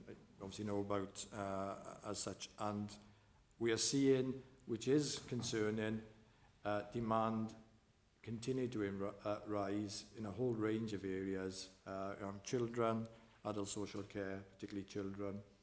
So we have, perhaps compared to some authorities, different pressures with regards to that. I think the other thing, and I know I've said this before in council, but I will respond on this one. There is the issue of distribution of funding, and Kirklees has been historically, and it's been recognised, so I'm not saying anything controversial, by government, historically we've been underfunded as well. So there is a cumulative impact of that, plus obviously reduction in funding over 13 years. So there's a whole, it's almost, I don't think there is such a thing as a perfect storm, but there's definitely a storm, and a very nasty storm of that cumulative effect. Circumstances which couldn't be foreseen clearly, which have then created that economic environment of inflation, and the hits on income, and also then in many respects after COVID and the follow-on from COVID, and declining or because of economic conditions, communities really suffering and health issues arising because of that, and extra demands on us because of that as well. So the whole thing's, all of this is coming together, and we're seeing that. So I think you're right in terms of us looking backwards at some point. I think we've got a fair assessment of where we are now. I certainly wouldn't have any issue doing that, but I think all our focus, as you would imagine, is on managing this and going forward. I think it would make sense for this to be done on both a regional and national basis as well. So I think your point's well made.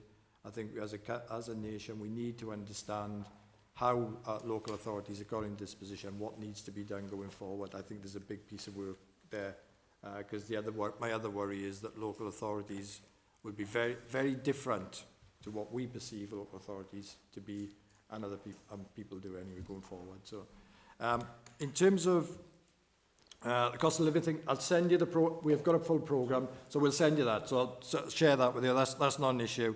Assets, you're right. We've already had some groups raising issues with the fact that they simply cannot sustain the assets they have.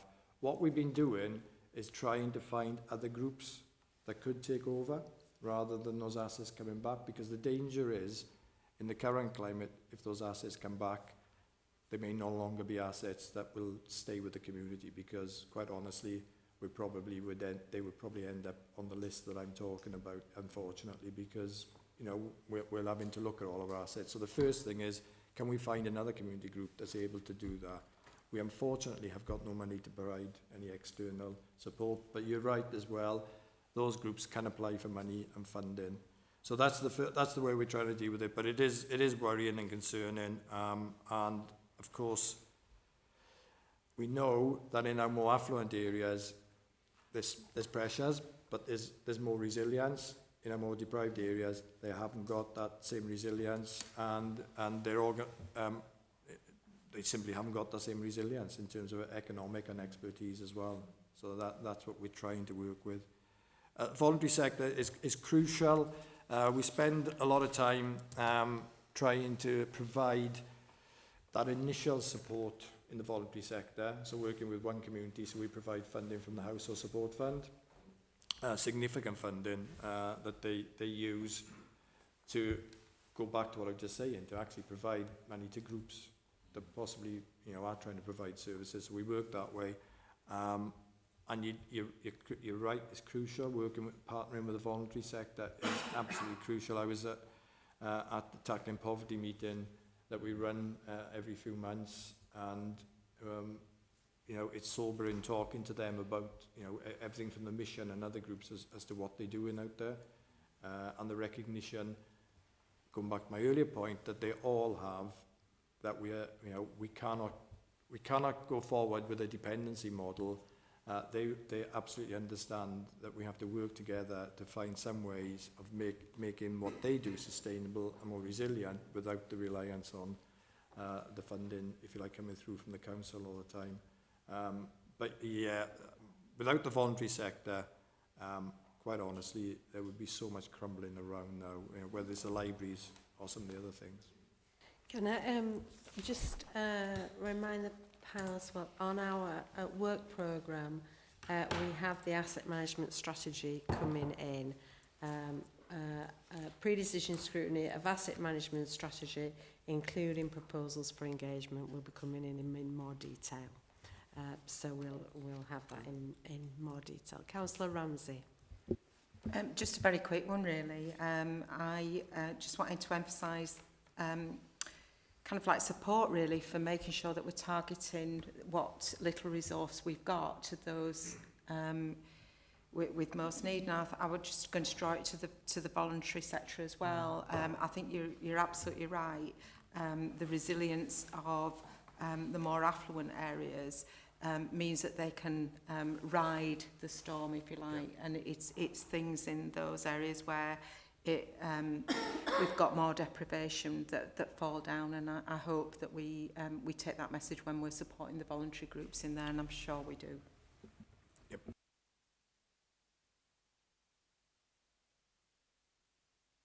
I will make the point that there is no sort of black and white definition these days of affluent and less affluent and deprived. There is definitely emerging and lots of grey areas. So when I say that, I certainly, don't view certain areas, and as a resident of the Home Valley, where people, generally think we probably all drive around in, very smart cars, that is not the case. We have, significant pools of deprivation. So I just want to make sure that people understand that, and I think it becomes increasingly difficult to identify those areas, and particularly as we're seeing now, and there's various definitions in the squeeze middle, the people are being hit, and there are so many people now who 6 months ago would never have seen themselves being defined as in need, who are now in need and actually don't know how to come forward.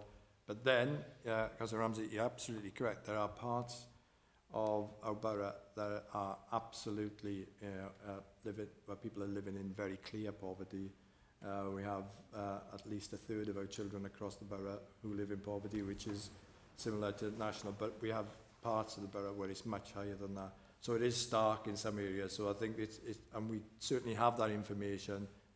The teams within that work in that area in the council are very focused on that, and they're amazing in terms of their commitment to working closely with those communities as well.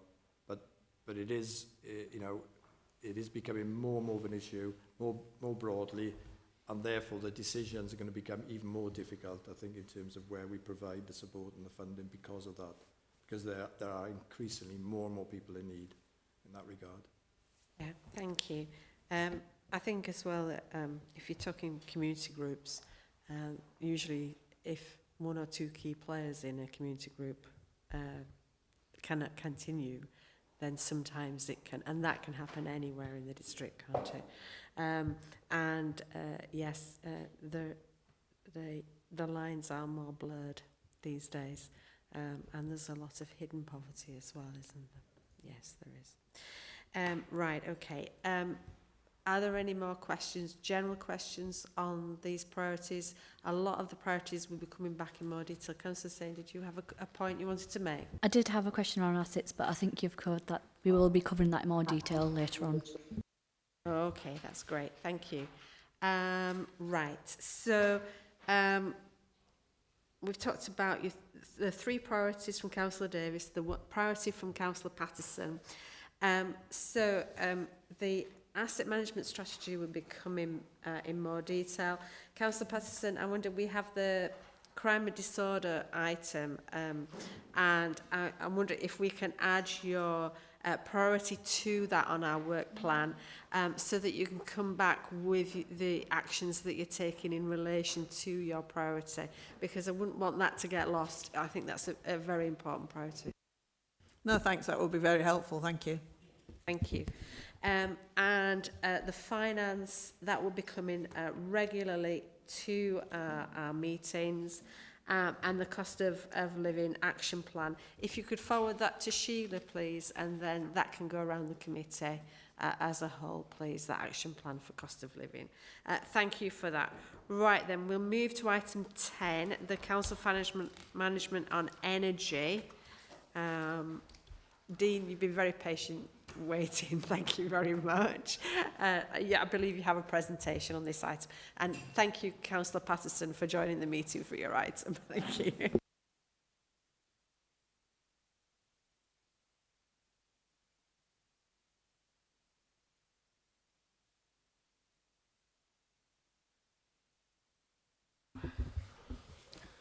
So for those members on the cross-party working group, just my apologies because this repeats some of the information you've seen, although I've added some information to it. If you don't recall it, that's even better, then you'll get it for the first time. You weren't there? No. So, the purpose of this is just to give you some background on energy at the council, and of course, important context there is the energy crisis that started a year or so ago. So as we were emerging out of COVID, a consequence of that was the global demand for energy spiked significantly, causing prices to increase. And then what came on the back of that quite quickly was that Russia invaded Ukraine, and that then led to further increases in energy prices. And of course that affects the council as it affects domestic users too. Both electricity and gas clearly come from the same source, different, so they're both affected in the same way. And despite quite a bit of the UK's electricity coming from renewables, prices went up in any event. So, of course, that caught most places on the hop, not least this council. But in recognition of that, the council has taken a number of steps to try to control the cost of price inflation on energy, as well as steps around trying to reduce consumption as well. So what you see listed there are some of the things that have been undertaken, and I'll come on to the procurement of utilities and energy later on. So you can see there, we've proactively considered how we procure our utilities. We've looked at increasing access to data so that we have a better understanding who's using what, when, so that we can control the consumption in buildings, but equally make buildings more energy efficient. We've tried to have better management of those contracts with suppliers so that we have a better understanding, and we do that through a broker. And you're probably aware, and has just been discussed, there is an asset rationalisation programme, because of course at the moment one of the things that's driving the cost of assets is the cost of utilities. So where we can reduce the cost of our estate, that then reduces the cost of the energy to us. And as it says there, we're trying to bring together the relevant officers across the council to make sure that we're taking an intelligent approach to energy procurement. So the experts in the energy team with the experts in the finance team working with the respective suppliers as well.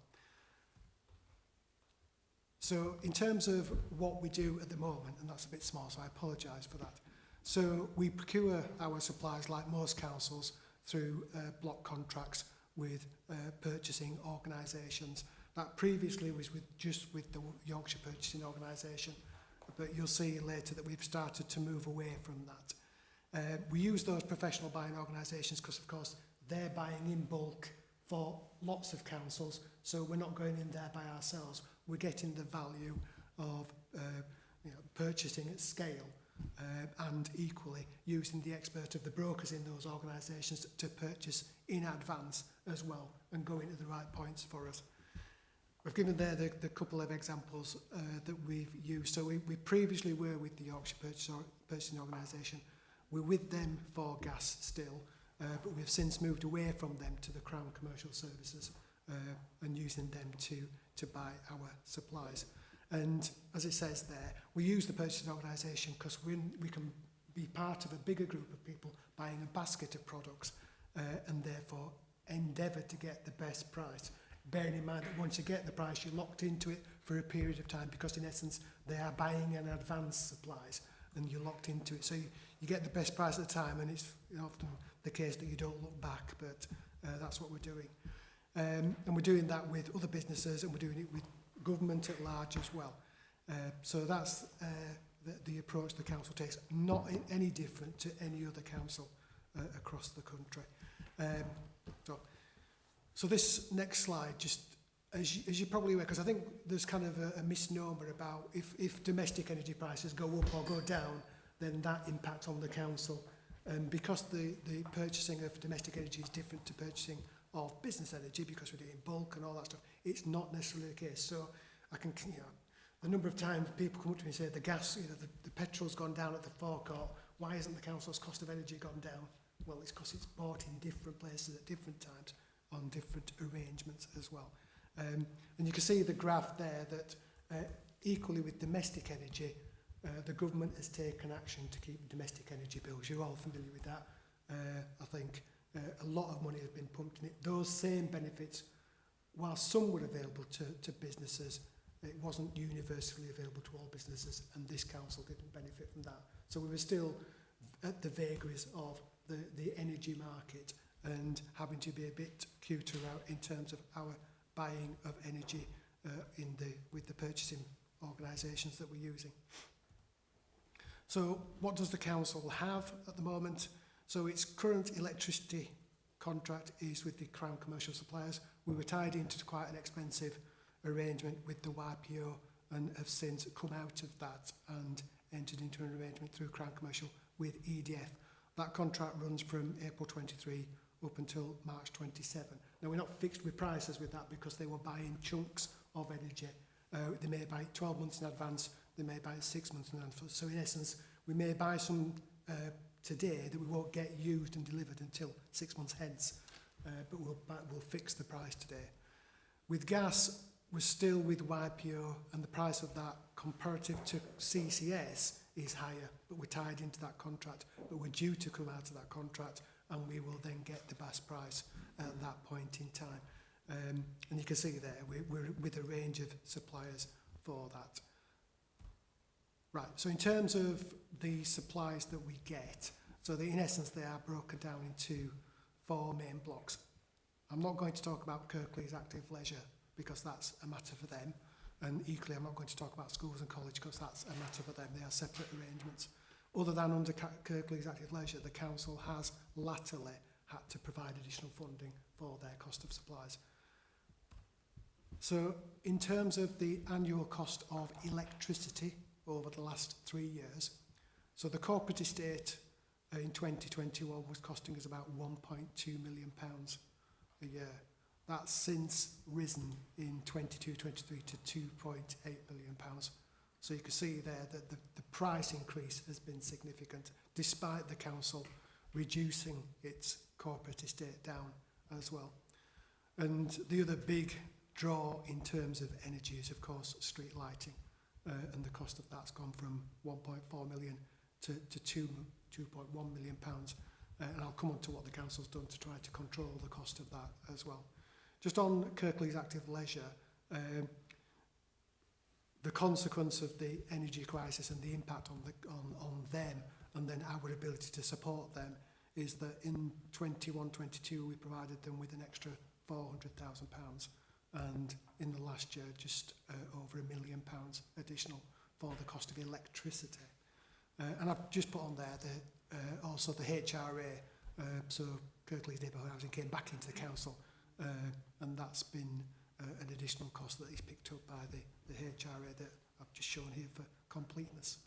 So that's electricity. In terms of gas, you can see that this is a much more significant increase.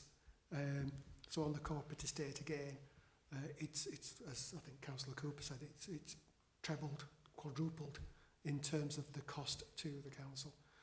And likewise with Kirklees Active Leisure. And I'll come on to some of the top 10 users of our gas and electric, so you'll have an indication of where that is the case. But I think you probably get why Kirklees Active Leisure cost has gone up, because they've got swimming pools, they cost a bomb to heat, they are just money pits in the grand scheme of things. And housing, it's the sheltered and district heating schemes that are driving that cost. So in terms of the top 10 users over those years, now I suppose there's two things here. One is the impact of COVID from 2021 through to 22. So you'll have had often empty offices, then starting to be filled up a bit, combine them with price increases as well. So I don't think it comes as any surprise that one, the council's offices, and two, the data centre will be up there. But those are the main users of the electric in those particular years. And any guesses of the big users of gas? Yeah, you're right. It's the crematoriums who are the big users of gas. Again, you'll have seen that it's gone down in 21-22 in Huddersfield. Sorry, Dewsbury. I think it's Huddersfield. One of them was out of action. Yeah, in that time. But then it's significantly gone up because of the price of gas and so on and so forth. You can see there the big use. I don't think within that list of gas users and electric users, any surprises there in terms of the usage. So just looking ahead, so one of the things we did highlight in the budget thing we did last month was that we had increased the budgets for energy to reflect the fact that we knew the costs were continuing to be high, and that's reflected here. And it is the case that the cost has remained high. Street lighting, surprisingly, is forecast to be a lot lower. I need to look into that in a bit more detail just to understand that. So there's an obvious question there. I get it. I just haven't had an opportunity to look into that. I do know, and I say it later on, that we've, in essence, replaced 99% of our street lights with LEDs. So that may be a consequence of yeah. So that might be what's now starting to come through now. So I don't know, if I'm honest on the answer for that, but that's a possibility. Kirklees Active Leisure, we're still waiting for information on what their costs are. We haven't got that yet, and on housing, there's a slight overspend. So in terms of some of the things that the council has done to improve its energy efficiency, consumption and monitoring, and just across the corporate estate. So we've made improvements to our building energy management system. So you'll understand the reasons of that is if you have a better awareness of what it is that you're using, how you're using it, how frequently, and so on, when it's on, when it's off, and those things, that gives you an ability then to better control your consumption in the buildings. So there have been improvements in those systems, but equally improvements in the people using the system. So they're better training to allow them to use them better and more effectively. We have had some renewable energy installations. So Civic Centre 3, I'm told, has solar PVs on them. New cremators and heating distribution systems at Huddersfield Crematorium, and so on and so forth. You see there's a variety of things that the council has attempted to do within its resources and where the business case stacks up to invest in those buildings, at the same time as, of course, rationalising the estate wherever it can, so we don't have buildings that are inefficient. And I'm sure there's inevitably more that the council could do to do that. And the government runs the public sector decarbonisation project. And as I understand it, we've bid for money on that, been successful sometimes, not been successful other times as well. So efforts are being made to try to invest in our buildings as best as possible. And as I mentioned on the street lighting, £18 million worth of investment on LED lighting replacements across Kirklees. And at the end of last year, we were broadly there in terms of replacing all of the lights with LEDs and making them more energy efficient. So, happy to take questions on that within the bounds of my knowledge of energy. Councillor Cooper. Thanks, that's really, really interesting. On the street lighting, I think there may be an answer to that, which is it's unmetered is street lighting, and so they've probably just they said, look, this is how much energy we're actually using, and they'll convince whoever the supplier is, and that's probably the reason. So I'm just guessing that that's it, but that's probably it. A few thoughts, really. I'm just wondering how the council is systematically looking at opportunities in terms of energy efficiency and renewables. You mentioned Civic Centre 3 and solar on there. There's a picture of me on the roof of Civic Centre 3, slimmer, with more hair, with solar panels, and so it's great. It was a great project. I remember how it was funded. That's why I had my picture taken with it, because I had a little bit to do with that. Pardon? Oh, right, okay, fair enough. Thanks for that. So there is. I'm just so really. It's the interesting thing is to how we're looking at this, because as costs rise for energy, because the payback period on investment reduces, and things which were not cost effective become cost effective, and so it's where that sits within the organisation, how we go through a process of doing that. And I appreciate there's asset rationalisation. I appreciate there are things we might want to dispose of that we don't want to invest in. But I get all that. But I just want to really see it and see who owns that element of decision making. So where millions need to be invested to have a revenue impact, that's done. And I don't feel I know where that is at the moment. The other question I've got is where is green electricity? Do we have a green supply? Because usually we pay a premium. In fact, we do pay a premium because when I asked the question during the budget process, I was told how much it was. And the question I asked was how much of a capital sum would that buy, which could then be reinvested into renewables in our own buildings. So we're not just paying money for a badge, we're actually using that money for capital benefit. So there's that question about green energy, because I think I've come to the view that we're paying for something that's a badge that's not benefiting us. I used to have a different view. That was when I didn't know as much as I do now. But so there's a bit of a thing to think of there. And the other thing is I just wonder about have we got the capacity? Because I asked where these things sit, but I think there could be loads of opportunities sitting there for things for us to do. But have we got the capability? Have we got the capacity? Is the industry ready to be able to do a lot of the things we need to do? So I just want to understand that, and I want to see how if the council has understood that and it knows where if it's got capacity or to deliver projects or not. Data centres are huge areas of energy demand. They're also huge producers of heat. Lancaster City Council has put its data centre next to its swimming pool, because it makes huge sense, because it dumps the heat that is produced by the data centre into the swimming pool. So there are those sort of things, like where is our data centre, what is near it, what could the heat be used for, those sort of things really. there's loads I'd like to look at. I mean, I think the other area which I think was really, really interesting is looking at the fact that we're a huge owner of land, we're a huge owner of buildings. You look at that and think, well, you know, are there partnerships that we could have where we could do wind projects? I know Bill would be really keen to see a lot of wind turbines all over Kirklees, wouldn't you? And things. But you know, as would I. So I do wonder about those things. Sorry, I've gone into a bit of a rant and a ramble, I feel, but there's definitely some questions there.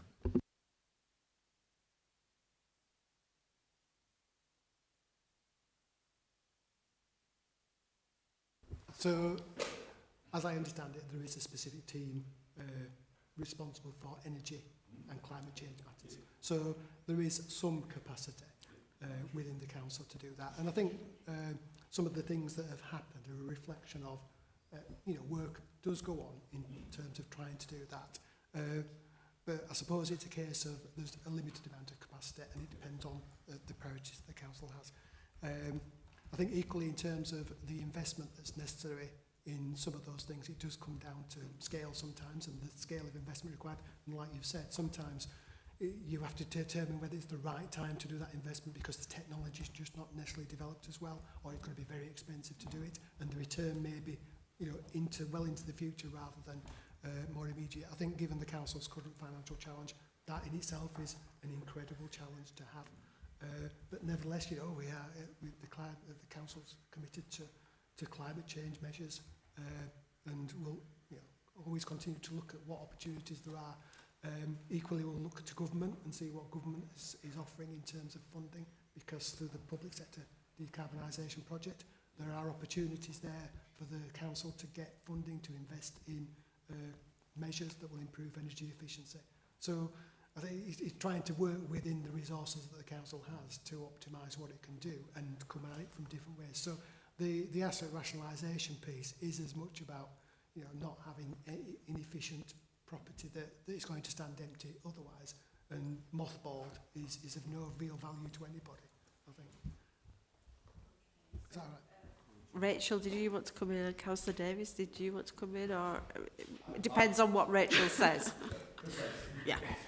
It was just to kind of just answer sort of questions from an officer perspective. So obviously with Colin Parr's departure, CAT's functions, which is environment, climate change, is going to come to me, which obviously there's a natural synergy with public health and air quality and the environmental elements of that.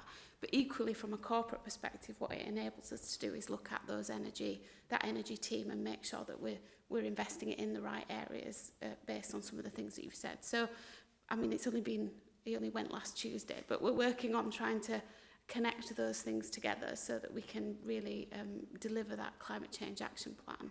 And obviously from Cabinet's perspective, we've got an energy impact is always considered as part of the integrated impact assessments that we do on any proposals going forward, and obviously on any Cabinet reports. So it's certainly something that I know we could go further on, but is definitely a priority within that going forward. So I just wanted to give some officer level reassurance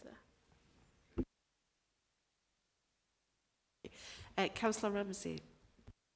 I've forgotten what I was going to ask. I'm so sorry, but I will comment on. I don't know where you put me off, Andrew. Somewhere. No, I should have written it down. It's an age thing. So yeah, I was going to come on really about the environment and climate change and the scrutiny panel there. And I know we've got the environmental sustainability strategy.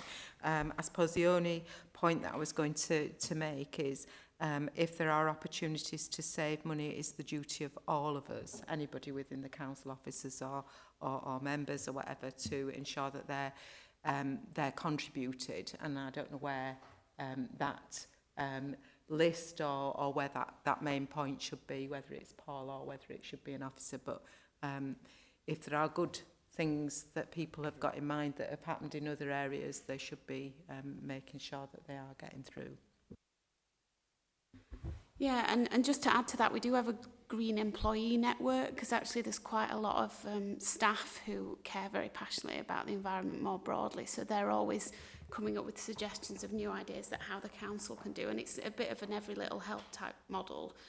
But we can certainly pick that up in the relevant panel in terms of the detail around some of that. But the Gen is very active in terms of our employee networks, which is positive.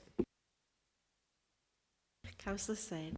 Yeah, I was just going to add onto that in terms of evaluating councils across the country and seeing what best practices they've employed as well within that group that you mentioned. Thank you. I think, again, one of the advantages of linking it with some of the corporate functions is we can use our policy function to look at some of that best practice and our transformation resource. I mean, clearly, corporate functions isn't about the directorate you sit in, but I'm just hoping that we can make greater synergies based on that sort of adjustment in responsibilities. Thank you. Are there any more questions on this item? The thing that wasn't picked up was the green electricity, whether it's worth the badge or whether they want to realise the funding to use that for greater capital investment in energy efficiency and renewables. Yeah, I think it's not something that we just know at this point in time, so we'll take it away and come back to you if that's okay. Yeah, okay. If you can let us have that information, then okay, simple. Thank you. Right, thank you for that presentation and those answering the questions. Thank you for coming. I'm sorry we kept you waiting a little bit, but we had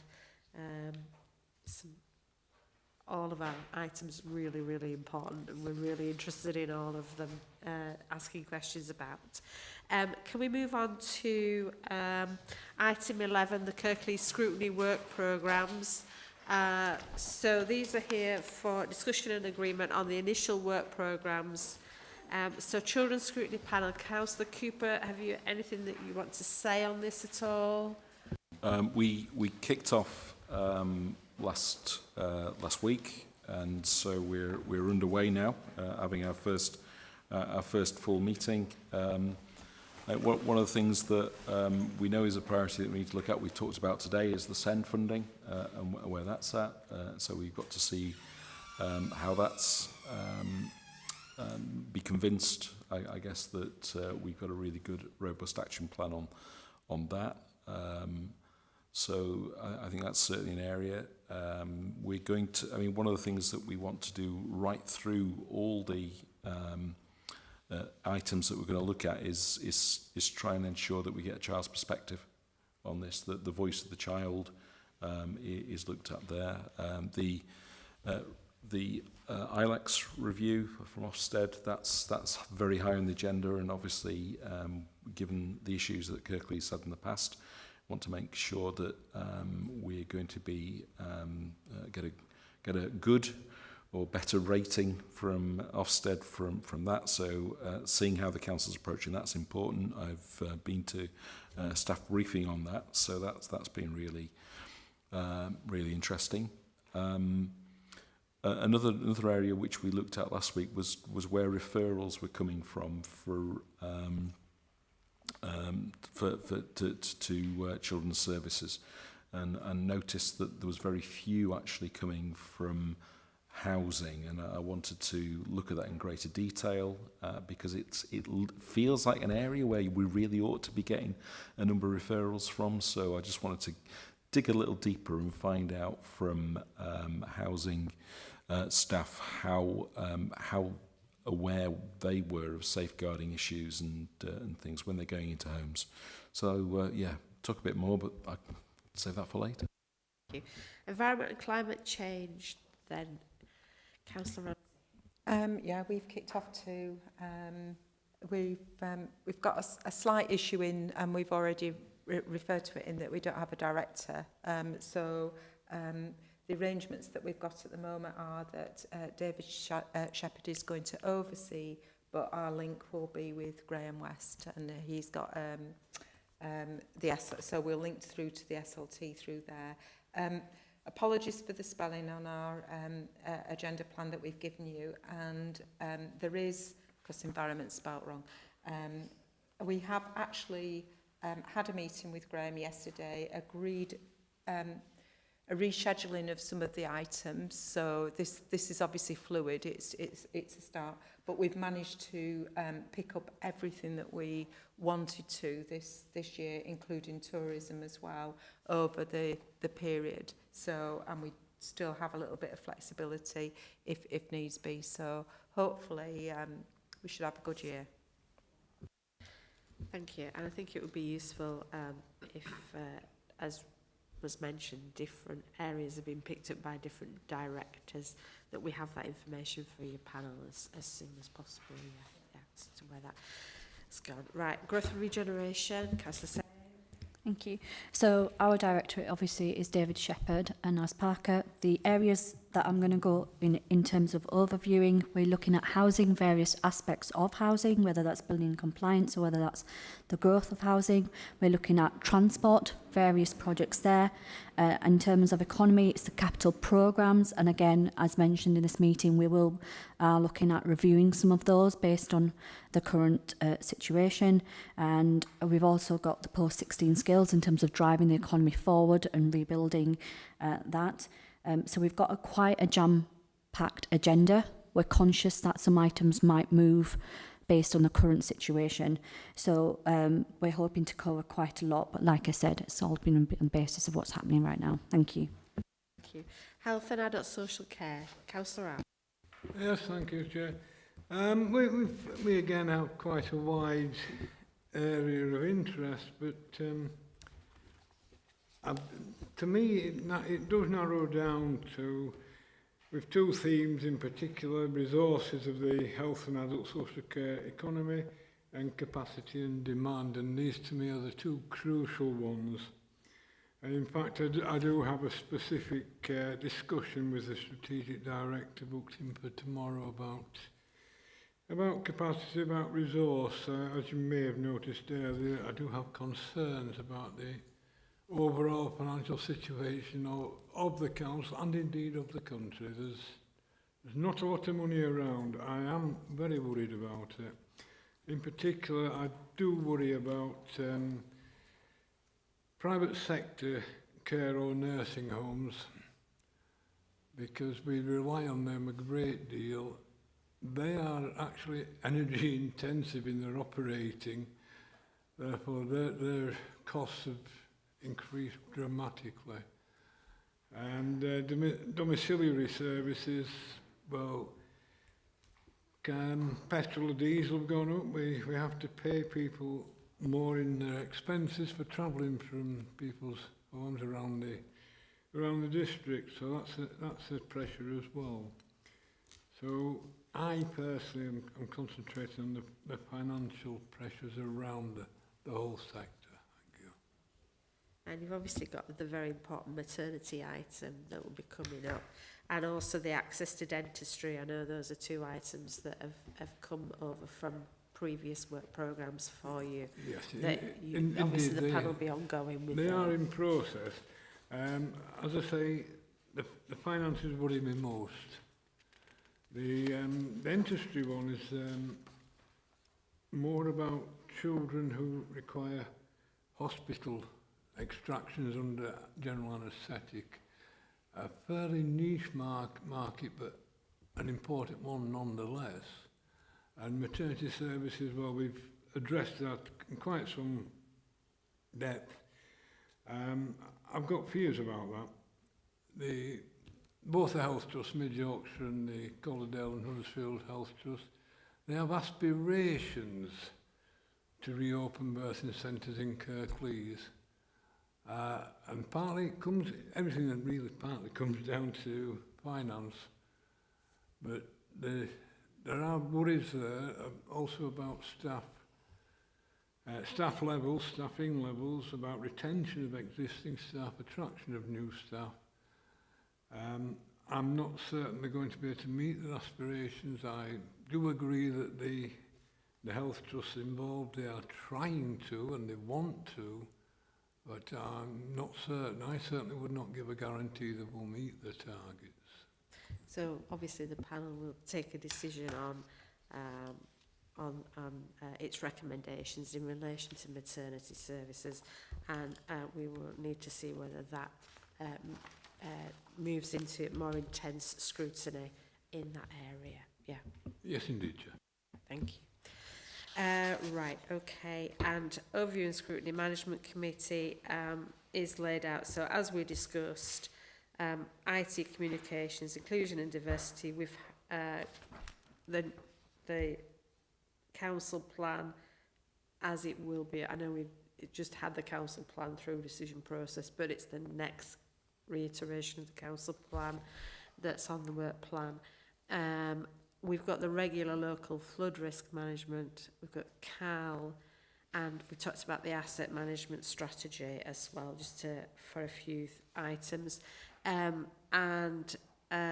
As with all the work programmes, all of them would be fluid, so that if there is something that comes up that does need the scrutiny, then we are able to cope with that. And I know it is going to be a lot of work for you all this year, so we do understand that these are as they stand at this moment in time. So do we agree those initial work programmes for those panel, for everybody's panels? Yes. Thank you.